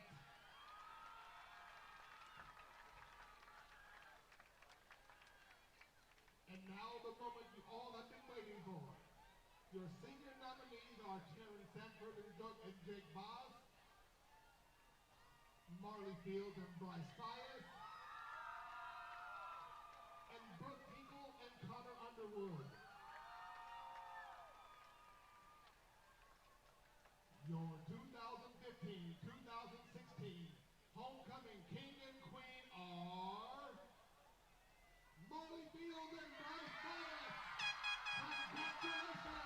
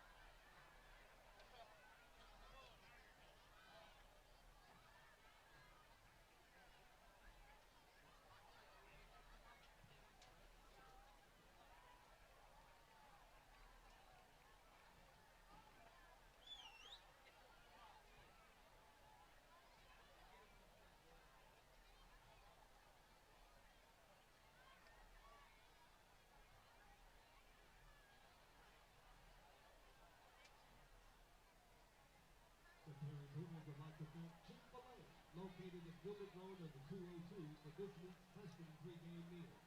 We would also like to thank El Zocalo Mexican Food, located at 28 South San Marcos Place in Chandler, for the junior varsity pregame meal. Lastly, we would like to thank Barrows Pizza, located at Higley and Queen Creek Road, as well as Coronino, located at 590 North Alma School Road in Chandler, for this week's varsity pregame meal.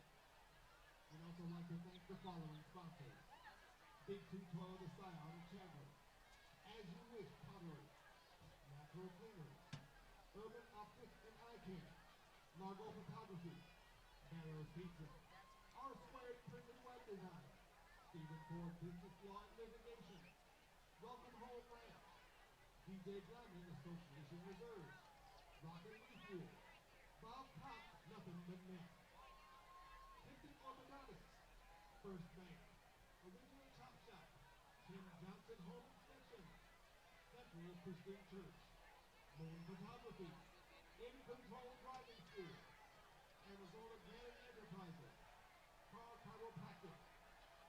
Christina Green or Dummy Owl. Costa Seal Dentistry. Harry Delamater AAA Insurance.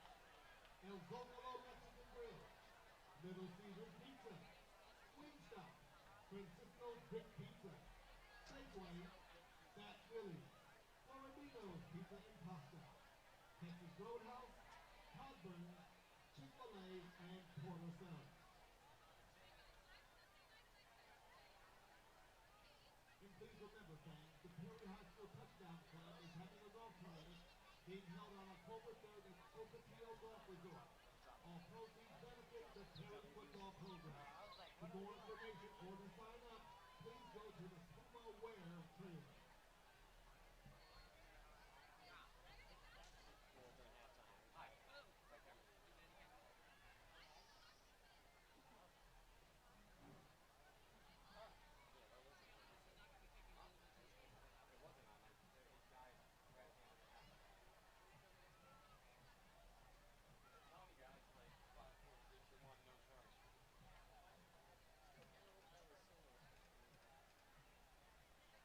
We'd also like to give a shout out to our varsity prom and cheer squad. The members of the prom line are Taylor Davis, Lauren Brown, Emma Kaplanica, Madison Colbert, Abby Delamater, Delaney Dunn, Marley Fields, Brooke Nichols, Cindy Lassen, Taylor Nelson, Allison Green, Emma Reggio, Shayla Salas, Aaron Zalewski, Mackenzie Schmidt, Natalie Stevens, Madison Thompson, Ira Thompson, Alexis Watson, Taylor Watson, and Taylor Wade. Their head coach is Cindy Howard and her assistant is Alicia Vieira. The members of the cheer squad are Taylor Adair, Tatum Dahl, Lady Dumas, Dallas Griffin, Taylor Harris, Madison Hankel, Haley Mann, Megan Matthews, Henry Motley, Cameron Williams, Cameron Pickles, Shiv Renault, Brianna Sheedy, Quentin Shapiro, Katie Sullivan, Alyssa Wheeler, and Rebecca Wilson. The head skills line coach is Desiree Burnett. Thank you for all your hard work, ladies.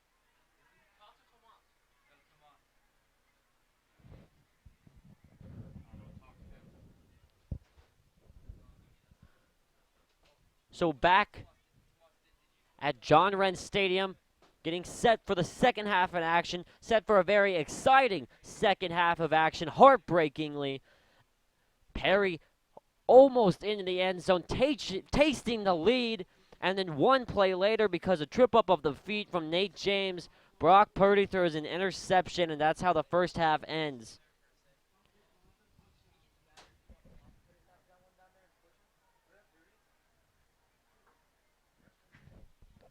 Perry right now on the field warming up.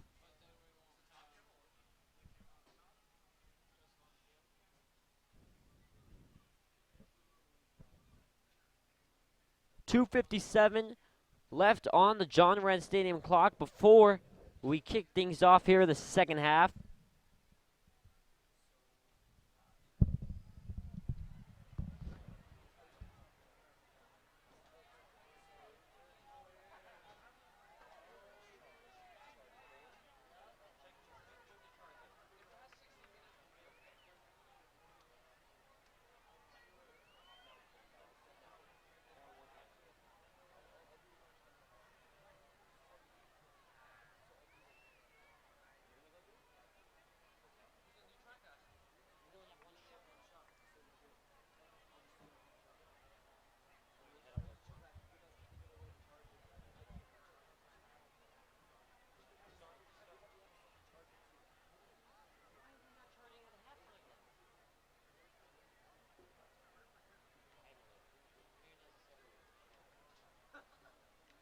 Thank you again, fans, for maintaining our facilities here at Chaparral High School and remembering to deposit all trash into the containers at the bottom of the stand. So we are just a minute or so away from getting things going into the second half. And just before the half, we're going to have just one more highlight film of the volleyball team playing Sandra Day O'Connor just a couple of days ago. And we're going to see just how good this Perry volleyball team is.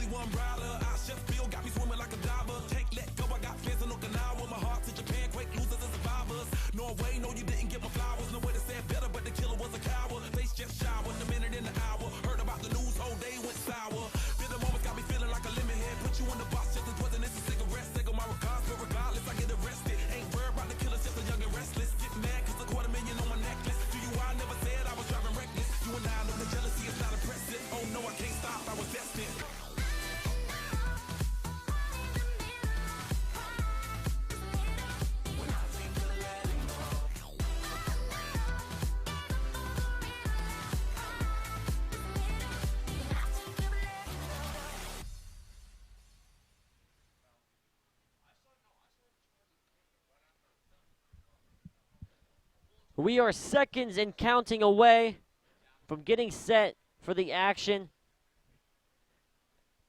in the second half. 20-17 to score right now. Chaparral on top.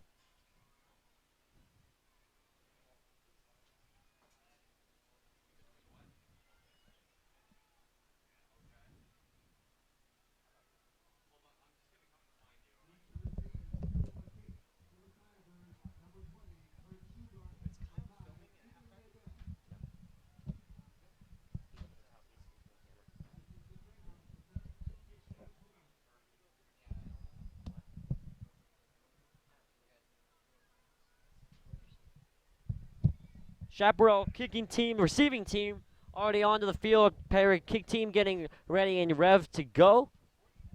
2 men back deep.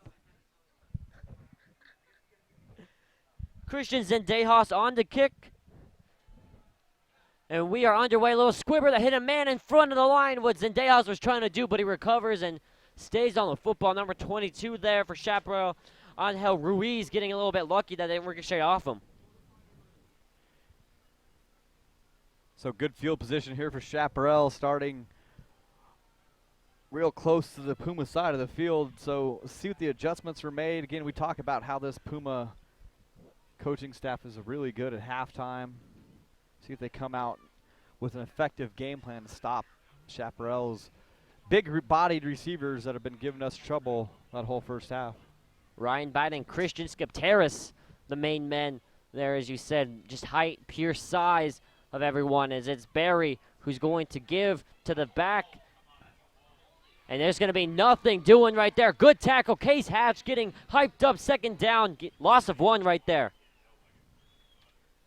Yeah, good job by Hatch, kind of making the shoestring tackle for loss. Not a lot of those there tonight for the Pumas, so good start here for this defense.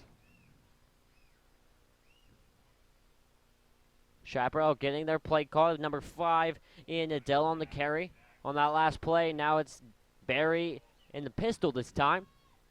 Gets the snap. He's going to keep himself and throw out to Bright.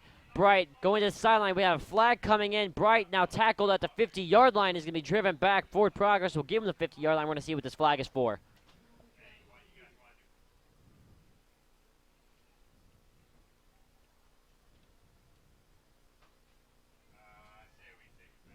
And it's going to be a hold on the Firebirds of Chaparral.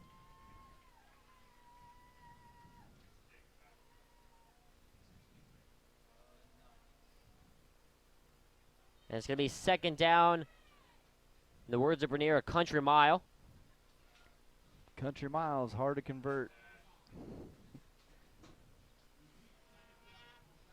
Second and very, very long.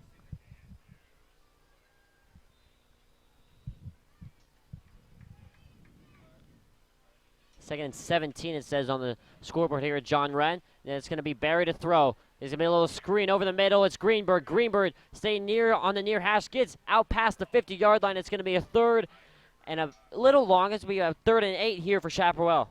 Yeah, good play call by there. Chaparral, see what they can get out of a nice safe pass. And so now in a 3rd and 7, something they can manage instead of that real long 3rd and 20 what they were in. So nice play on second down to pick that big chunk up. You want to talk about momentum, starting with a 3 and out. That does a lot for your momentum, a lot for confidence. And we'll see what the Puma defense can pull out right here as Barry gets the snap. A little one-step drop, throws. No one there. Easy catch, easy first down. And Chaparral inside Perry territory. Yeah, Pumas bought the house on the blitz there. Didn't get there in time. Good job by quarterback Barry Grayson getting it out, or Grayson Barry throwing it out there into the flat. Coverage broken for the Pumas and end up picking it up easily with the ball on the 40 now. Justin Moyes on the reception for the Firebirds and now inside Perry territory at the 40-yard line. Shotgun set here for Barry. Greenberg to the left. He gets a snap, and that's where it's going. It's Greenberg looking to reverse his field. Bounces out to the outside. It's going to be a gain of 5 here despite the good tackle. Good run here on first down. Yeah, again, the Pumas defense just not rallying to the ball like we typically see, and so the defender there on that top end, Darius Holton kind of holding up well. Sorry, Paul Hill holding up well, but no help from the rest of the Puma defense. 9:45 and counting left to go in the third quarter. It's Barry with the man in motion, Skip Harris. He gets the snap, and they're going to Stuttgart. And he gets to the outside. It's going to be a first down for Chaparral inside the Perry 30. Right now, Chaparral slowly but steadily driving. Yeah, nice drive put together after a couple penalties early, and so pulling up some momentum and moving this ball nice. And really, you know, Stuttgart, when he gets a little momentum, he's going to pick up 5 no matter what. Really tough to bring down. Kind of built stout, low to the ground.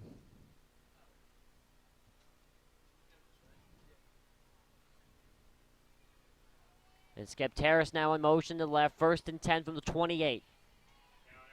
And they're going to Stuttgart again. Stuttgart gets about to the 25, and that's where he's going to be brought down. Gain of 3 there for Chaparral.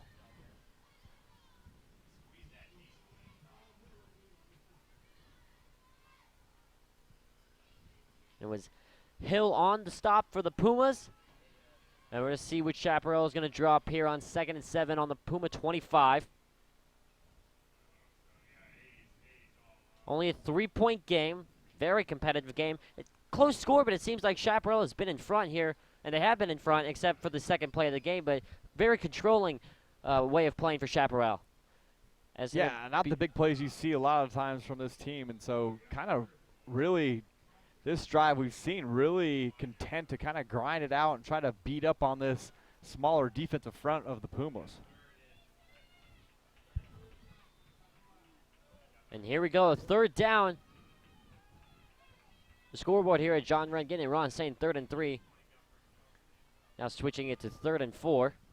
Yeah, they've got a lot of success out of these two running backs, Shugart and Greenberg, to see if they just go straight ahead here and try to bully their way to the 1st down. And it's going to be Greenberg. Greenberg looking for some room to run now. Accelerates. It's going to be a 1st down. Chaparral. They get it again, converting on 3rd down. Yeah, no edge support there for the Puma defense, and Greenberg with a head of steam, easy pickup on the run.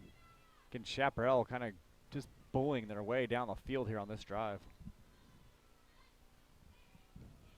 Ball at the Perry 16-yard line. Chaparral getting the call from the sidelines.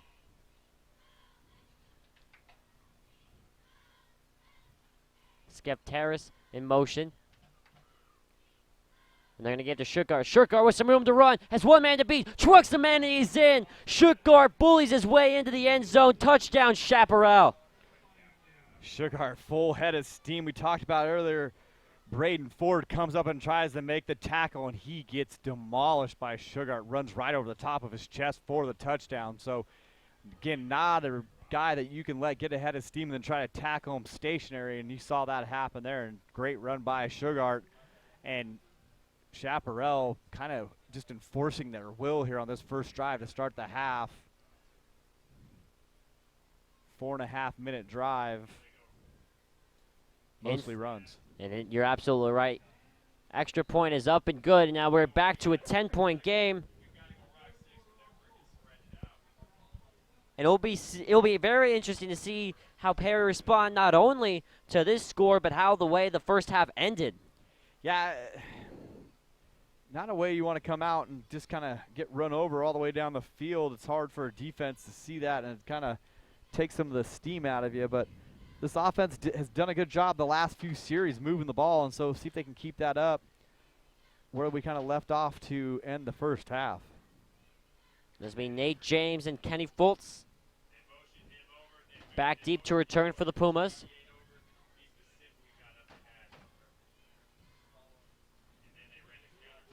7:37 left to go in the 3rd quarter. Chaparral up by 10.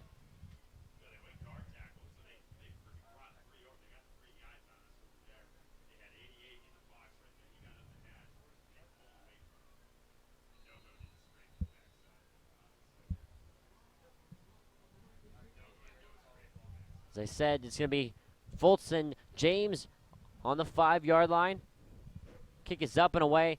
Short line drive of a kick. It's going to be Fultz. Fultz to return, looking for something on the near hash. Has a hole. Is going to be brought down by a tackle. Late flag coming in from the white hat. Tackle made on the play by Brandon Jamison. It's going to be on Perry, this flag. Yeah, it's going to be hold on number 37 for the Pumas. Clayton Osella behind the play, too, which you never like to see. And so could be starting well inside of their 20-yard line on the 10. And you can feel it. You can feel the atmosphere at John Wren. There's nothing. The life is completely sucked out of the building. Yeah, disheartening way to end that first half with the pick, and then that first drive again by Chaparral. Those are demoralizing drives when you get guys running people over for touchdowns. 7:31, ball at the Perry 10 after the penalty. That's going to be Tomaszewski coming out to quarterback. Jackson O'Hare, the tight end on the left-hand side. And Tomaszewski's going to keep. He's going to throw. Looking for Deshane James, and he incomplete. Almost caught it. We got a flag coming in from the line judge on the near sideline. We're going to see what this flag is for. Almost a one-handed grab. Would have been beautiful play. Almost kind of stuck to that glove, and he would have been gone if he would have pulled that down. So that would have been the highlight of the week right there if he would have pulled that one down. And it's going to be pass interference on the Chaparral defense. Mason Drake getting caught with that foul.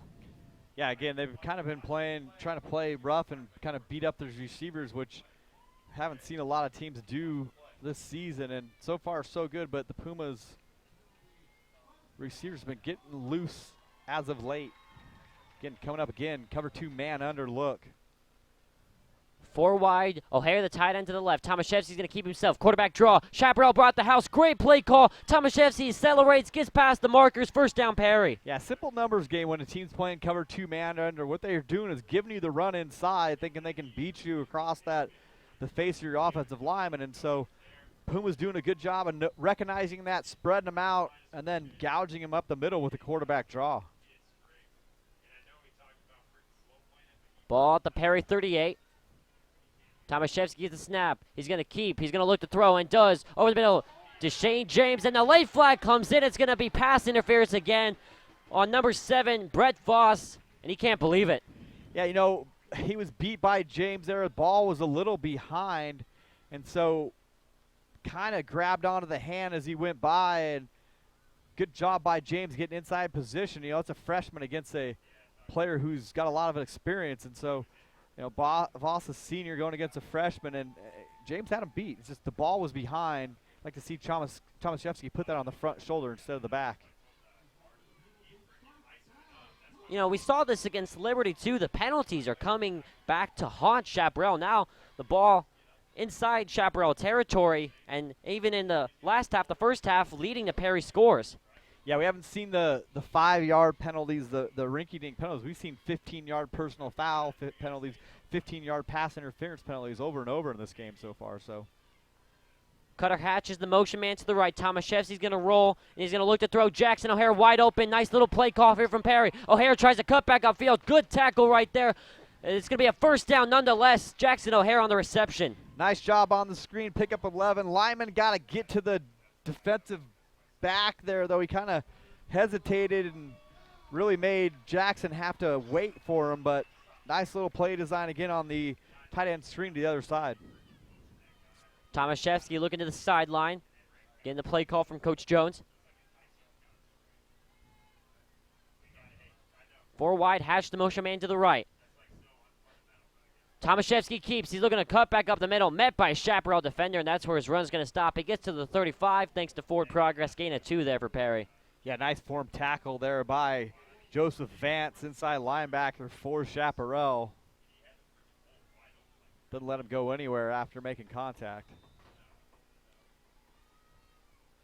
Been a good drive from Perry thus far. Ball on Chaparral's 35. Tomaszewski is going to keep. He's going to look to throw on the left side. It's Jackson O'Hare yet again. He's knocked out of bounds. It's going to be a 3rd and manageable here for Perry. Nice little quick pass, picking up the blitz by Chaparral, getting it out in space, and O'Hare almost able to break a tackle there and turn that into a lot bigger gain. 3rd and 6. Tomaszewski in an empty backfield. Cutter Hatch the motion man to the right. Tomaszewski's going to look in the roll. They're going to run the same bubble screen. No, they're going to throw it over the middle. It's intercepted. Tomaszewski throwing his 2nd interception of the game. It is number 10 for Chaparral. Mason Drake killing all momentum that was just previously built. Chaparral take over. Yeah, it showed the same screen look they had run earlier. Chaparral was all over it, snipped it out real early, and really big mistake by Tomaszewski with the late throw to the wide receiver.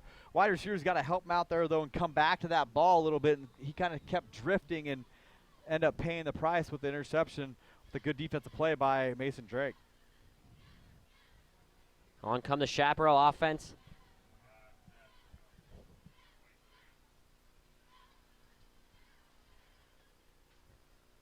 And as I said before, especially now after the interception, no energy, no life here at John Wren Stadium as Barrett gets the snap. And he's going to give to Greenberg. Greenberg looking to bounce outside, gets wrapped up from behind. Case Hatch.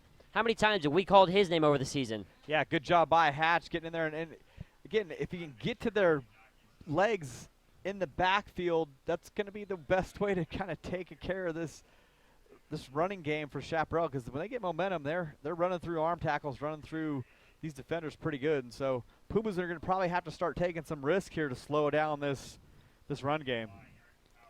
Gain of 1 on the play. Barry drops back, looking to throw. Throws on the left-hand side. Intended for Greenberg over everybody's head. Now 3rd and long here for Chaparral. Good defense by the Pumas there. Kind of looked like a little wheel route that Chaparral wanted to try to go to. drop out the outside linebacker underneath it. And really, the running back there for Chaparral, Greenberg, was surprised, I think, that he even got the ball thrown to him. It was covered so well. 3rd and 9 for the Firebirds. 5:19 left to play.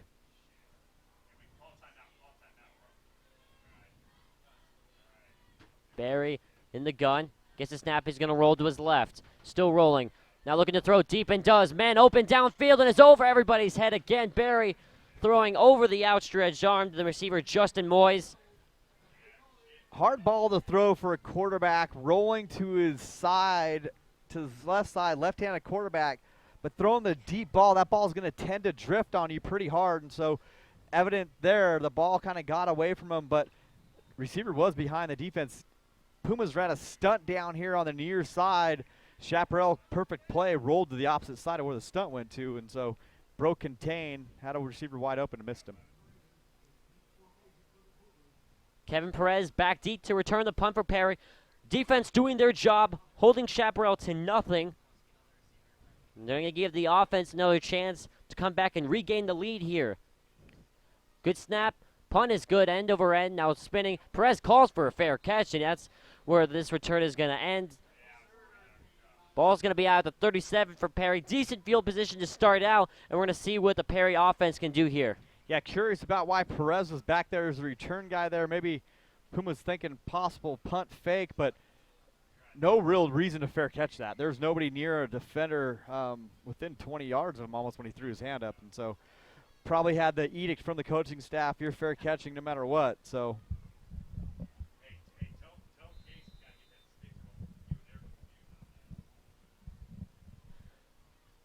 and it's going to be Tomaszewski to lead the Puma offense on this drive. Cutter Hatch in behind in the pistol.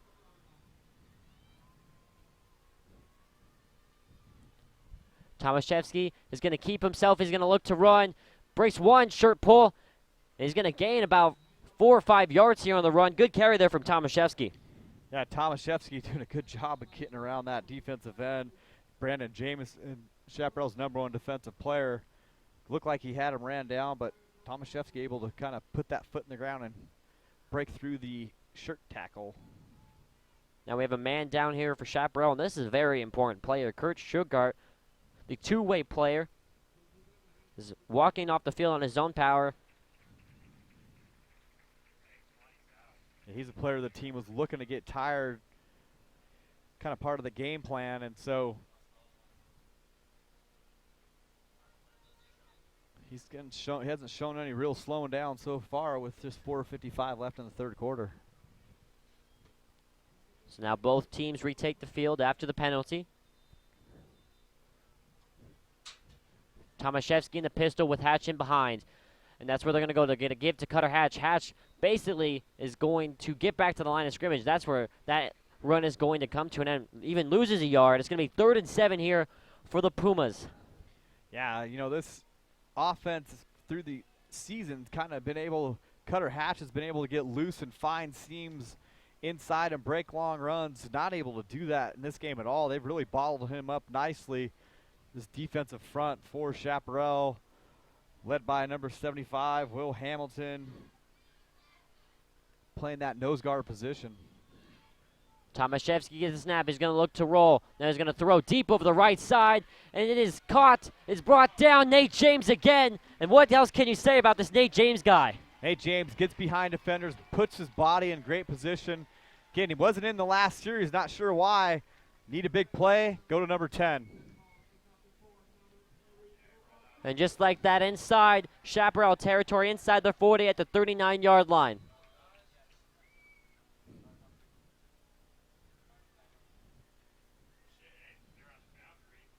Perry down by 10, 27-17 to score, approaching the 4-minute mark.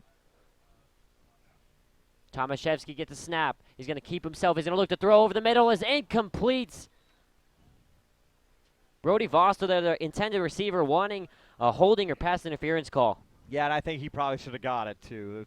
Nice, quick play action slant right behind it, and Mason Drake is pulling all over on his back, and no call there by the back judge, but looked like he had a hold of a piece of shirt as that ball was in the air. Nate James coming back onto the field, in for Dallas Creel. Tomaszewski gets the snap, looking to roll. Now throws a fade on the left side of the field, incomplete, intended for Pete Moore. That's great coverage right there for number 5, Ian Nadell. A little bit of indecision there by Tomaszewski, just kind of takes a shot, flips it out there on the corner route. Ran 2 little under routes, modified smash there. Both the plays were covered. Chaparral doing a good job of covering all the receivers on that play. 3rd and 10 from the 39, 4th down territory, correct? You would think Chaparral's going to bring a couple extra players here and see if they can get to the quarterback. Pumas have to take advantage of this one-on-one coverage here down. Tomaszewski looking to throw, takes it all day to Nate James. A little screen pass. Nate James now looking to make something happen. Nate James to the outside. Nate James gets the first down. Nate James is the offensive charge right now for the Pumas. He is the catalyst on this team. Yeah, I mean, Nate James is the only guy out there that's really making plays tonight, and so we got to see him get some more touches, because when he gets the ball in his hands, he's making people miss. He's kind of adds a little bit of life into this crowd and into this team when he gets the ball in his hands. Tomaszewski now in the pistol. He's going to keep himself, look to bounce to the outside. He's going to gain a yard. Great tackle right there from number 4, Joseph Vance of Chaparral. Yeah, Vance doing a good job keeping outside leverage, not letting Tomaszewski get that edge.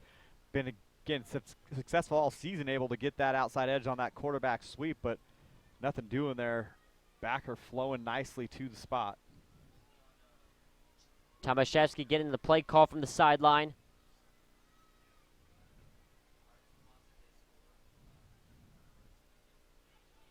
Now Kenny Foltz coming in behind Tomaszewski, moving into the pistol. And they're going to give to Foltz. Foltz spinning out of a tackle, still on his feet. He's going to lose a yard here, but it could have been a lot worse there from Kenny Foltz. Yeah, bad spot as well. Lost 2-3 yards on that play. She spun out. Referee with a interesting spot there up top. So Pumas in a 3rd and very long. Just want to make sure you keep it within field goal range here as well. So maybe try to pick up half of this and bring out your field goal team, cut this back down to a 7-point lead. Yes, it is 10 points. You got to get 7 and 3, and it doesn't matter the order in which you get those 2. Tomaszewski gets a snap. He's going to roll to the left. He's going to look to throw. To get throws as he gets hit. Nate James is on the reception. Hurdles over a man. It's going to be 1st down, and we're going to see, depending on the spot, maybe a 1st and goal here for Perry. Nice job by Tomaszewski rolling out, sees the defender coming up to put a whack on him. Stays in there, throws a ball on time to Nate James on the comeback route down below. Good job by both the players. Good protection up front as well. It's going to be 1st and goal from the 10-yard line. Perry going to have to go the entire way, the entire 10 yards. Tomaszewski gets a snap. He's going to fake the Foltz. Man coming in behind, gets rid of it, almost an interception, and it's incomplete. Tomaszewski, how lucky can you get right there? That's the 2nd time we've seen Tomaszewski with poor ball security down on the goal line. Justin Moyes almost taking that back 95 yards the other way. Bad decision by Tomaszewski trying to get rid of that ball late. Almost throwing it just to throw it. That's the 2nd or 3rd time we've seen him do that tonight, especially down here at the goal line. Got to come away with any points here, so can't turn the ball over. Nate James in motion, and that's where they're going to go. Nate James looking to throw. Tomaszewski's wide open, and he overthrew him. Nate James, that's why he's not a quarterback, overthrew a wide open Gabe Tomaszewski in the end zone. Yeah, Tomaszewski kind of stopped running, though, on the route. He was kind of jogging. The last second he decided to turn it on. Not a bad throw by Nate James, maybe a little bit too much on it, but Tomaszewski was wide open. He could have kind of lobbed it out there and had him wait for it. Could have probably thrown a hand up for a fair catch and still pulled it down. Missed opportunity there by this Puma offense. Good play call by the offensive staff. We've seen that play call earlier in the year as well. Pumas going back into the archives to try and pull something out of this drive now. 3rd and goal from the 10, 2:10 left to go in the 3rd quarter, and Coach Jones is going to have to call a timeout. Here's some confusion between him and Tomaszewski. Good time out there. Got to get this sorted out on the 3rd down. Don't want to turn over. Want to make sure we don't get to take a sack either. Want to leave an easy field goal if we end up in that situation. But, yeah, Tomaszewski on that little quarterback pass. Really, it's hard. You know, quarterbacks don't have to track the ball like a wide receiver does, and they have a little bit of harder time if that ball's not right on them, and so the angle was a little shallow that it was thrown on, and Tomaszewski didn't do a really good job of recognizing that and fading to it. And so, really Nate James has to put that ball right on his numbers and not take all doubt out of it for the quarterback. So 2:10 left to go in the third. 3rd down and 10 from the 10-yard line. Perry got to get in.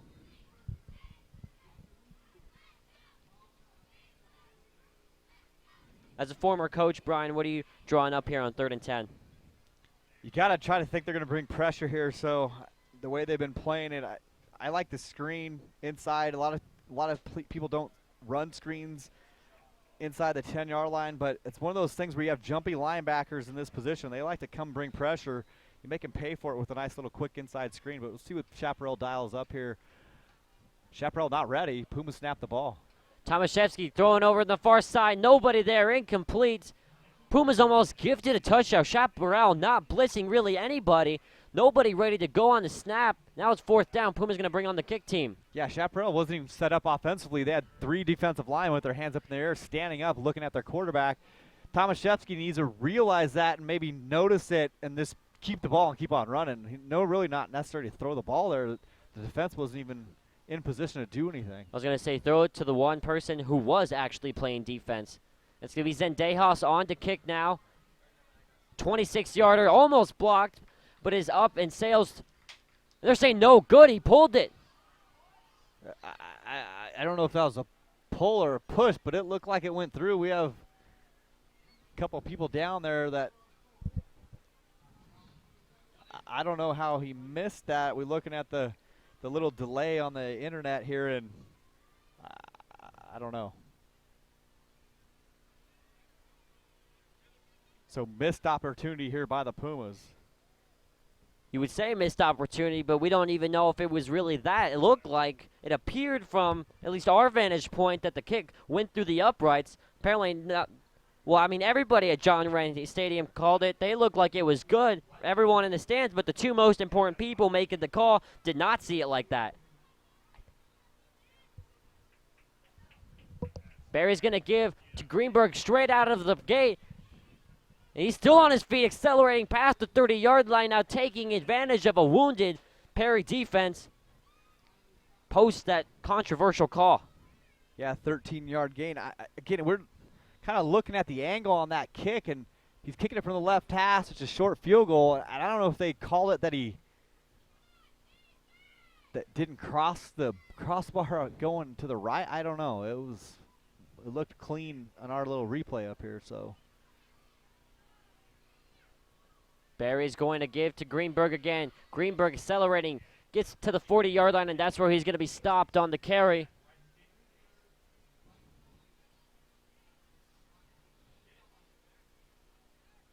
And it's just this feeling again in John Wren Stadium that if anything that can happen bad to the Pumas is happening to the Pumas right now.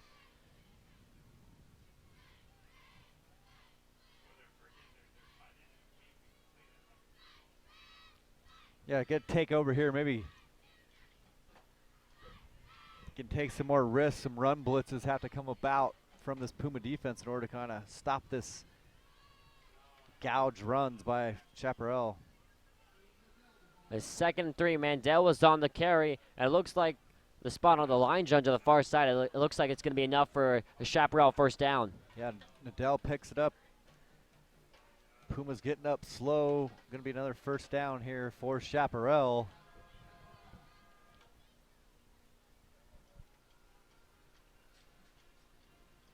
Colton Everson slow off the field, coming over here to the training table. Going to take a look at his ankle. Kind of maybe got stepped on, looking at his Achilles area. With just about 20 seconds left to go in the 3rd quarter. Perry down by 10. Barry's going to give to Mandel again. Mandel accelerates and fights for some extra yards. First wave's just kind of getting there, not making a play. Case Hatch, I think, is getting blocked. I think linemen are getting to him clean. Usually where he's there cleaning that up, where you get a little delay in the backfield, he's just not been getting there tonight. And seems like the guards are getting their hands on him a lot. Well, here we go. As we head into the fourth quarter, is 27-17. No.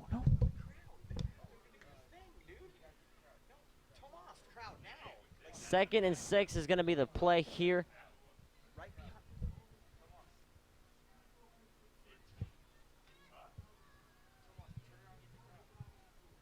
Fast, like now.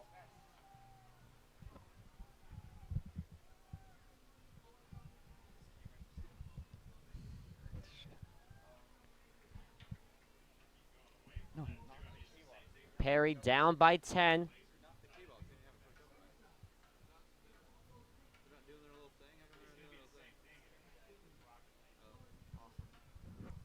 (27-17) is the score as we head into the fourth quarter.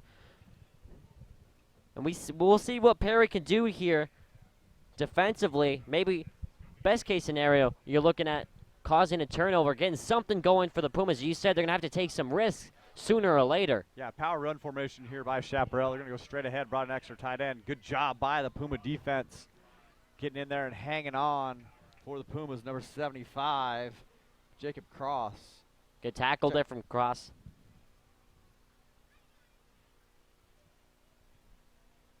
So this brings up a 3rd and 5, and if Perry want to keep fighting this game, they're going to have to be able to get off the field. Yeah, Chaparral still with the same personnel, extra tight end in the game.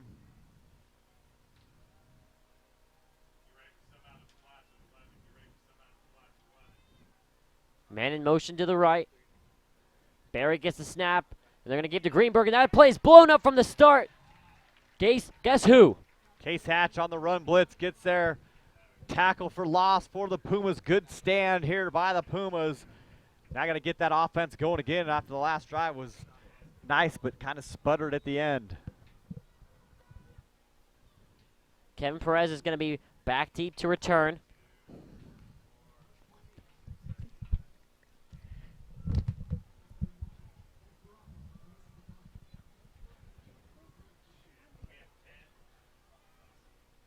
Under 11 minutes left to go in the game. Clean snap. Punt is up and away. Good kick there. Perez not signaling for a fair catch this time. It falls down upon the catch. And it's going to be ball on the Perry 27. Down by 10. Need a field goal and a score. Yeah, possession's running out here. Pumas have to take advantage. Need to get points here. Way Chaparral's trying to kind of shorten this game up by evidenced by their play calling here in the second half. So Purdy coming into quarterback. And it seems the last few Perry drives, they've been able to get the ball into scoring territory, into striking distance, but just haven't been able to convert as Purdy takes a couple step drop, spins out of a sack, trying to spin out of a sack, and is just held on to Brandon Jamison, Chaparral's version of Case Hatch. Big loss there on first down. yeah, not a good job by this Puma offense to start. So let's see what we can do here. 2nd and long, pick up half of this and getting something manageable on 3rd down. Not staying on schedule here. Tough time to call plays for an offensive coordinator. 2nd and 17, 10 minutes and counting left to go in the game. Purdy in the pistol with Cutter Hatch in behind. And Purdy's going to keep himself. He's going to look to throw now. He's going to tuck it in and run. Met at the line of scrimmage. And that's about it. He's going to gain a couple according to the line judge on the far side, but now 3rd and 15.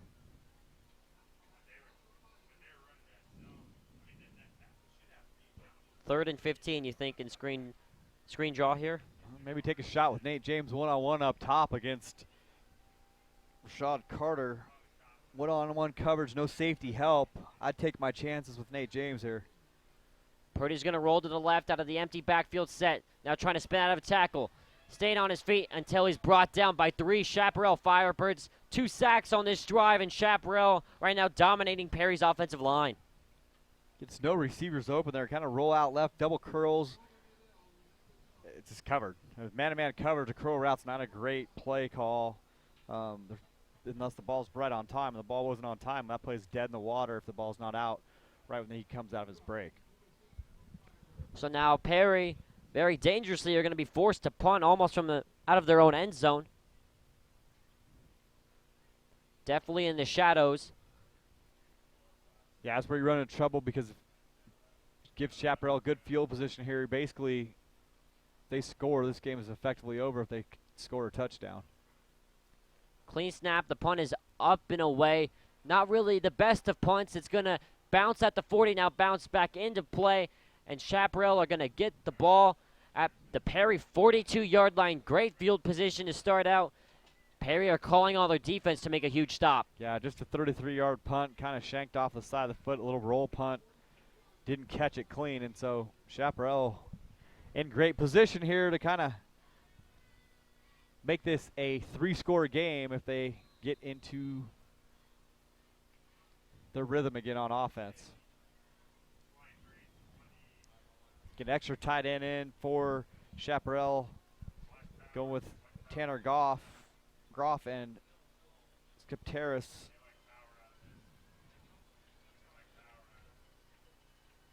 Brady waits for the snap now, he's going to give to Greenberg. Greenberg almost running into Brady right there.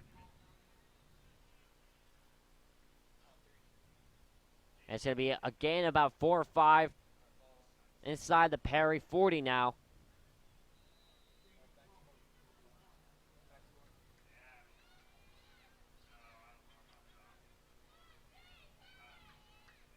All momentum, all Chaparral right now.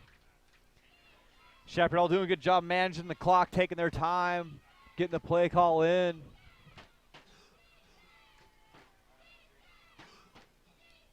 They're going to give to Greenberg again. Greenberg met at the line of scrimmage. Nothing doing there. Good play there from the Perry defensive line. Now we got a late flag coming in. Yeah, some pushing and shoving there at the end. Let's see where that goes. Chaparral notorious for making comments after the play. Let's see if that's where it goes.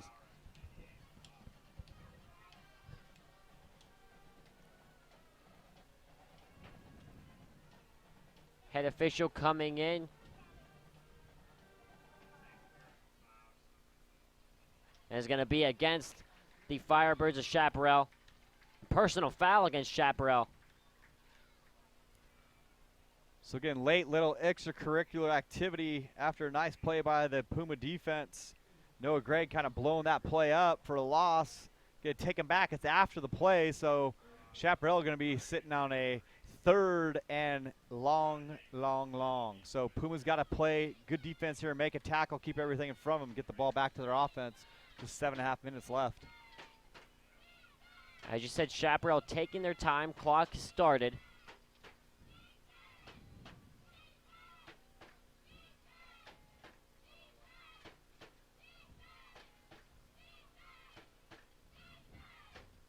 Moseying their way on to the line of scrimmage now. It's Barry in the gun. Shugart to his left. That's exactly where they're going. Case Hatch blows that one up from the start.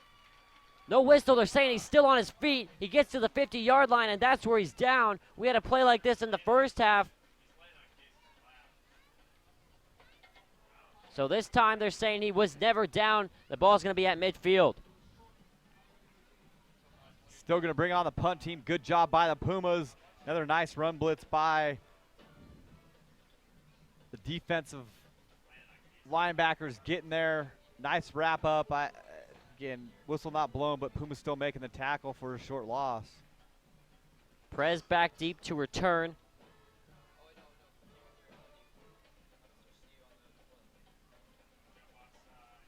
.6:20 left to go. Punt is off and away. Good punt. It's going to be Perez's to return, and he almost drops it. Kevin Perez making a catch over his shoulder, almost diving to catch that.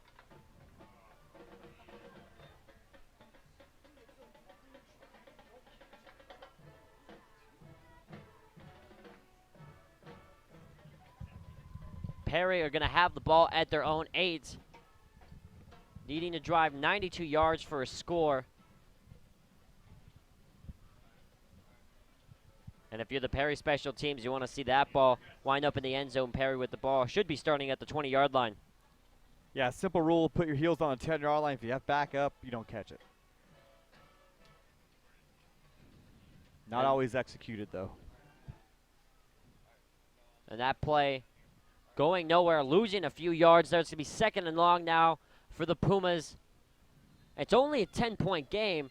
At one point, a 3-point game, but as I said, it just seems like Chaparral have totally controlled every single aspect of this game. Yeah, second half especially, really kind of shortening this game up, running the ball effectively, not putting a ton of points up, but enough to slow down this Puma offense.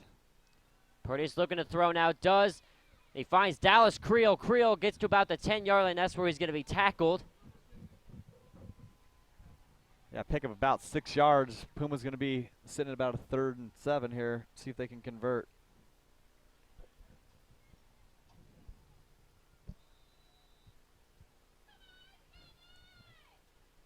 As we approach the 5-minute mark in this last quarter of play, 27-17 to score.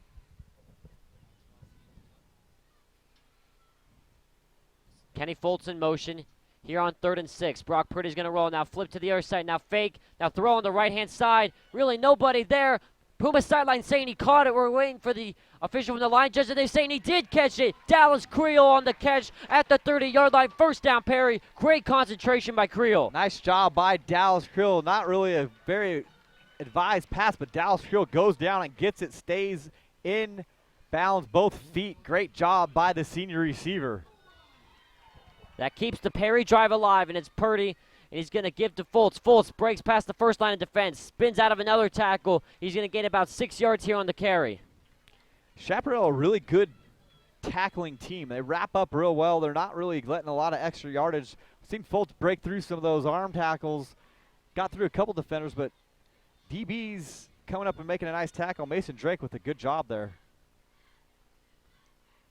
Purdy's going to keep himself almost fumbled, trying to throw it. Now he's looking around, trying to get something. There's about 6 Firebirds in the backfield, and he's going to get hit for a loss. It's going to be 3rd and long here for the Pumas. Broken play from the start. Parker Walton there to shut that down. Purdy with his spinning, whirling dervish arm fakes. Nowhere to go there on the play. We're hitting 4 minutes left to go in the game. Purdy looks like getting his helmet fixed here. One of the straps comes off of the chin strap. That gets it buckled back into place. Purdy gets a snap here on his 3rd and 7, throwing deep over the field, and it is caught past the 40-yard line. Guess who? Number 10, Nate James on the reception, gets the Pumas into striking distance, and now they got to go. Correction, that's Pete Moore on the catch. Yeah, Pete Moore doing a good job on the corner route, keeping his body away from the defender, goes up and kind of bodies him away, pulls that down. Nice job by Pete Moore there. Now Purdy looking to the sideline. Now we have a timeout called. And it's going to be a Chaparral taking a timeout. The Pumas might have been gifted one right there. They looked like they were confused themselves, about to call their own timeout. However, Chaparral is the one to make the call.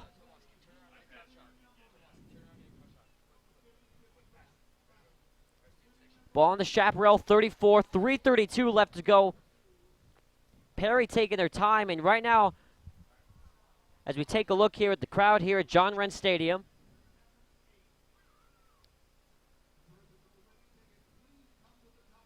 announcing the winner of the 50-50 raffle right now as we speak.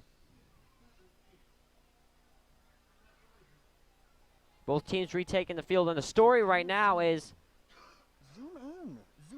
number 11, Cutter Hatch, on the training table. It looks like maybe getting taped up, checking him out. So it's going to be all Kenny Foltz, it seems like, for the rest of the game, unless they can tape Hatch up quick. And Purdy keeps. He's going to look to throw. Throws to Creel. Creel trying to get something going. Gets to the 30-yard line. It's going to be about second and 6, it says here on the John Wren scoreboard.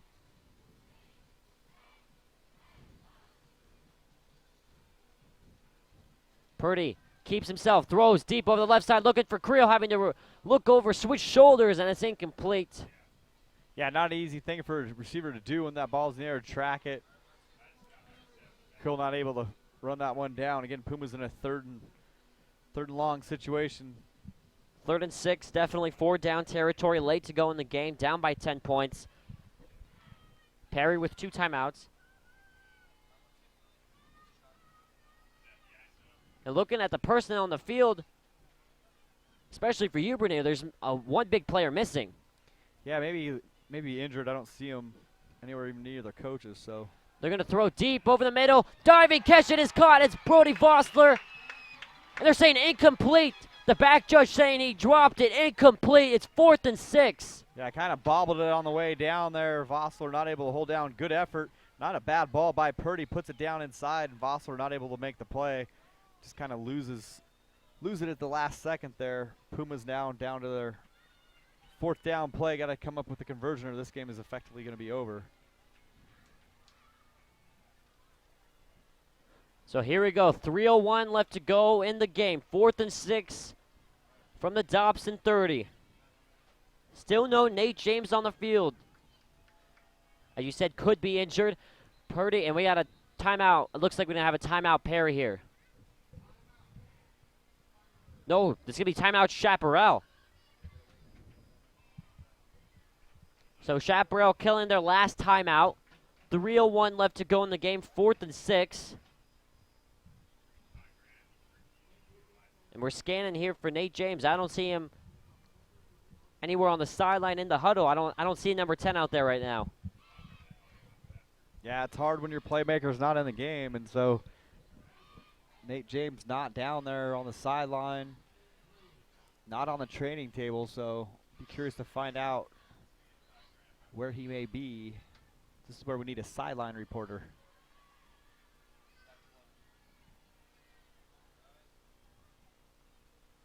Perry offense retaking the field.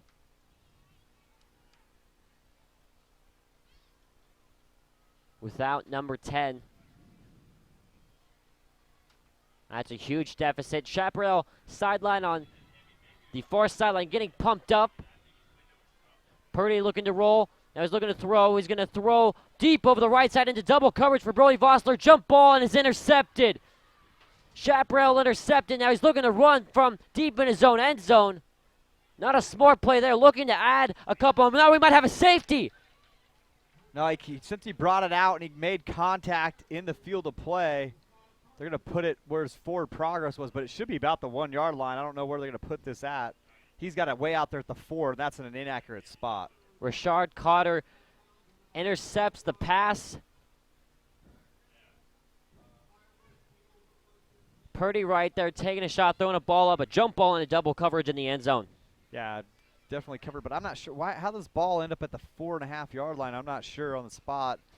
Guy makes a decision, breaks a tackle, starts to spin away. Really, after he broke a tackle, was made contact with it at about the 1.5 yard line. They're going to mark this thing at the 4, which is a big difference because the Pumas get a safety, get the ball, 2-point conversion. They're in business. It is Barry. He's going to give straight up the middle, and they're going to basically get out of their shadows, the shadows of their own uprights here. And they're going to slowly but surely kill this clock with 2:30 about left to go in the game. Gain of 5 on that first play. No timeout from Perry just yet. They got 2 left.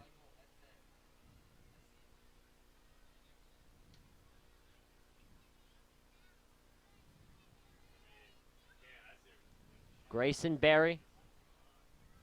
Now under center in this power set. Gonna give straight back up the middle. Man still on his feet. And we're gonna see, depending on the spot of this official here, if it's enough for the first down. And it looks like it is gonna be enough.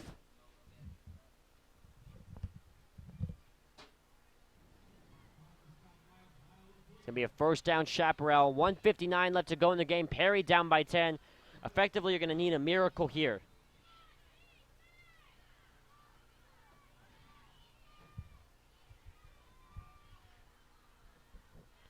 Clock is just starting to run.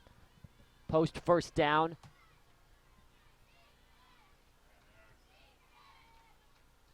Grayson Berry under center again in the split back formation.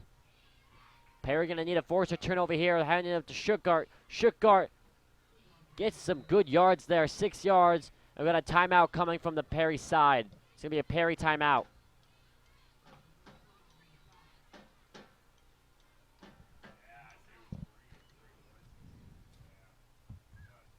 1:27 left to go in the game.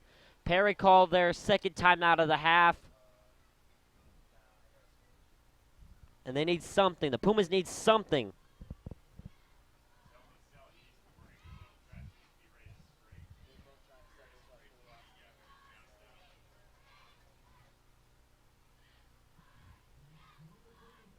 Gain of 7, according to the John Wren scoreboard on that run from Stuttgart. Now the Perry defense retaking the field. I mean, you saw it last night. If you saw the game between the Broncos and the Chiefs, Jamal Charles' fumble leading to a Broncos score, effectively turning the game around, winning the game for the Denver Broncos. That's what Perry are going to need right here, something like that. They're going to have to force something and hopefully get the onside kick. Down by 10, two-possession game.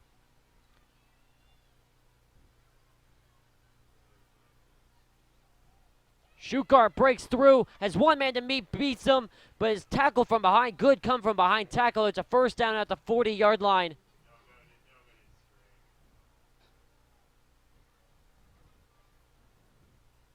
Pending some crazy turnover.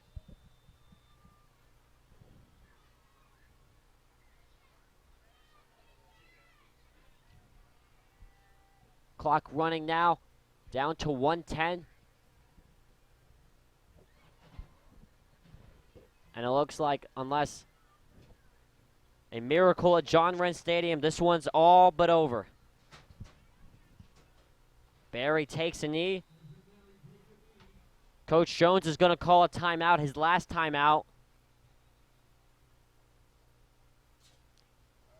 And it looks like this is the week. Looks like the Pumas are going to drop their first game of the season.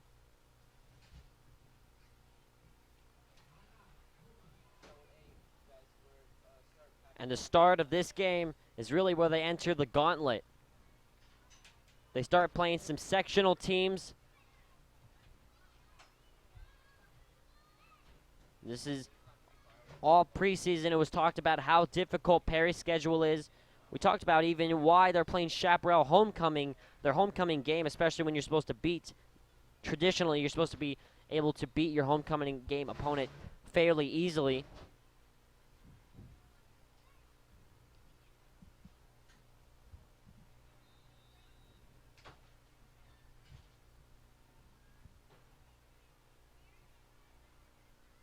Barry's going to come out. He's going to take another knee.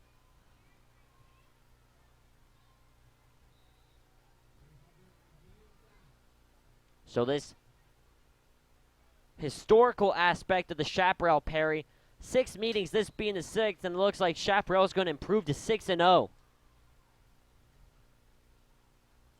One of the games of the week, and throughout the entire length of the game, pretty much up until Chaparral scored to equalize Perry at 7-all, as Barry's going to take one more knee to officially ice the game. It just very much felt like there was no life, no energy in John Wren Stadium at all. It looked like the fans were never really into it, as both teams are going to take the field.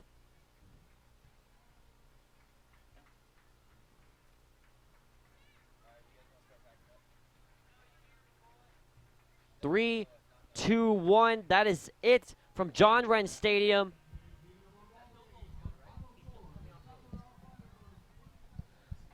Our final score here from John Wren Stadium is 27-17 Chaparral over Perry. Perry dropped their homecoming game.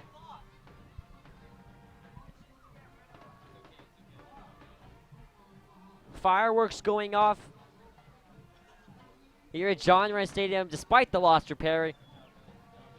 Like I said, we have reached our final as 27-17 Chaparral over Perry. Perry's next home game, if you thought this Chaparral game was a difficult one, wait till our next broadcast, October the 2nd, Friday night, 7 o'clock, here on PS4, on Sports 360 AZ. Perry will go up against Hamilton. Hamilton inherently good. They're always good. So we will see that broadcast coming up in the very near future. As I said, October 2nd.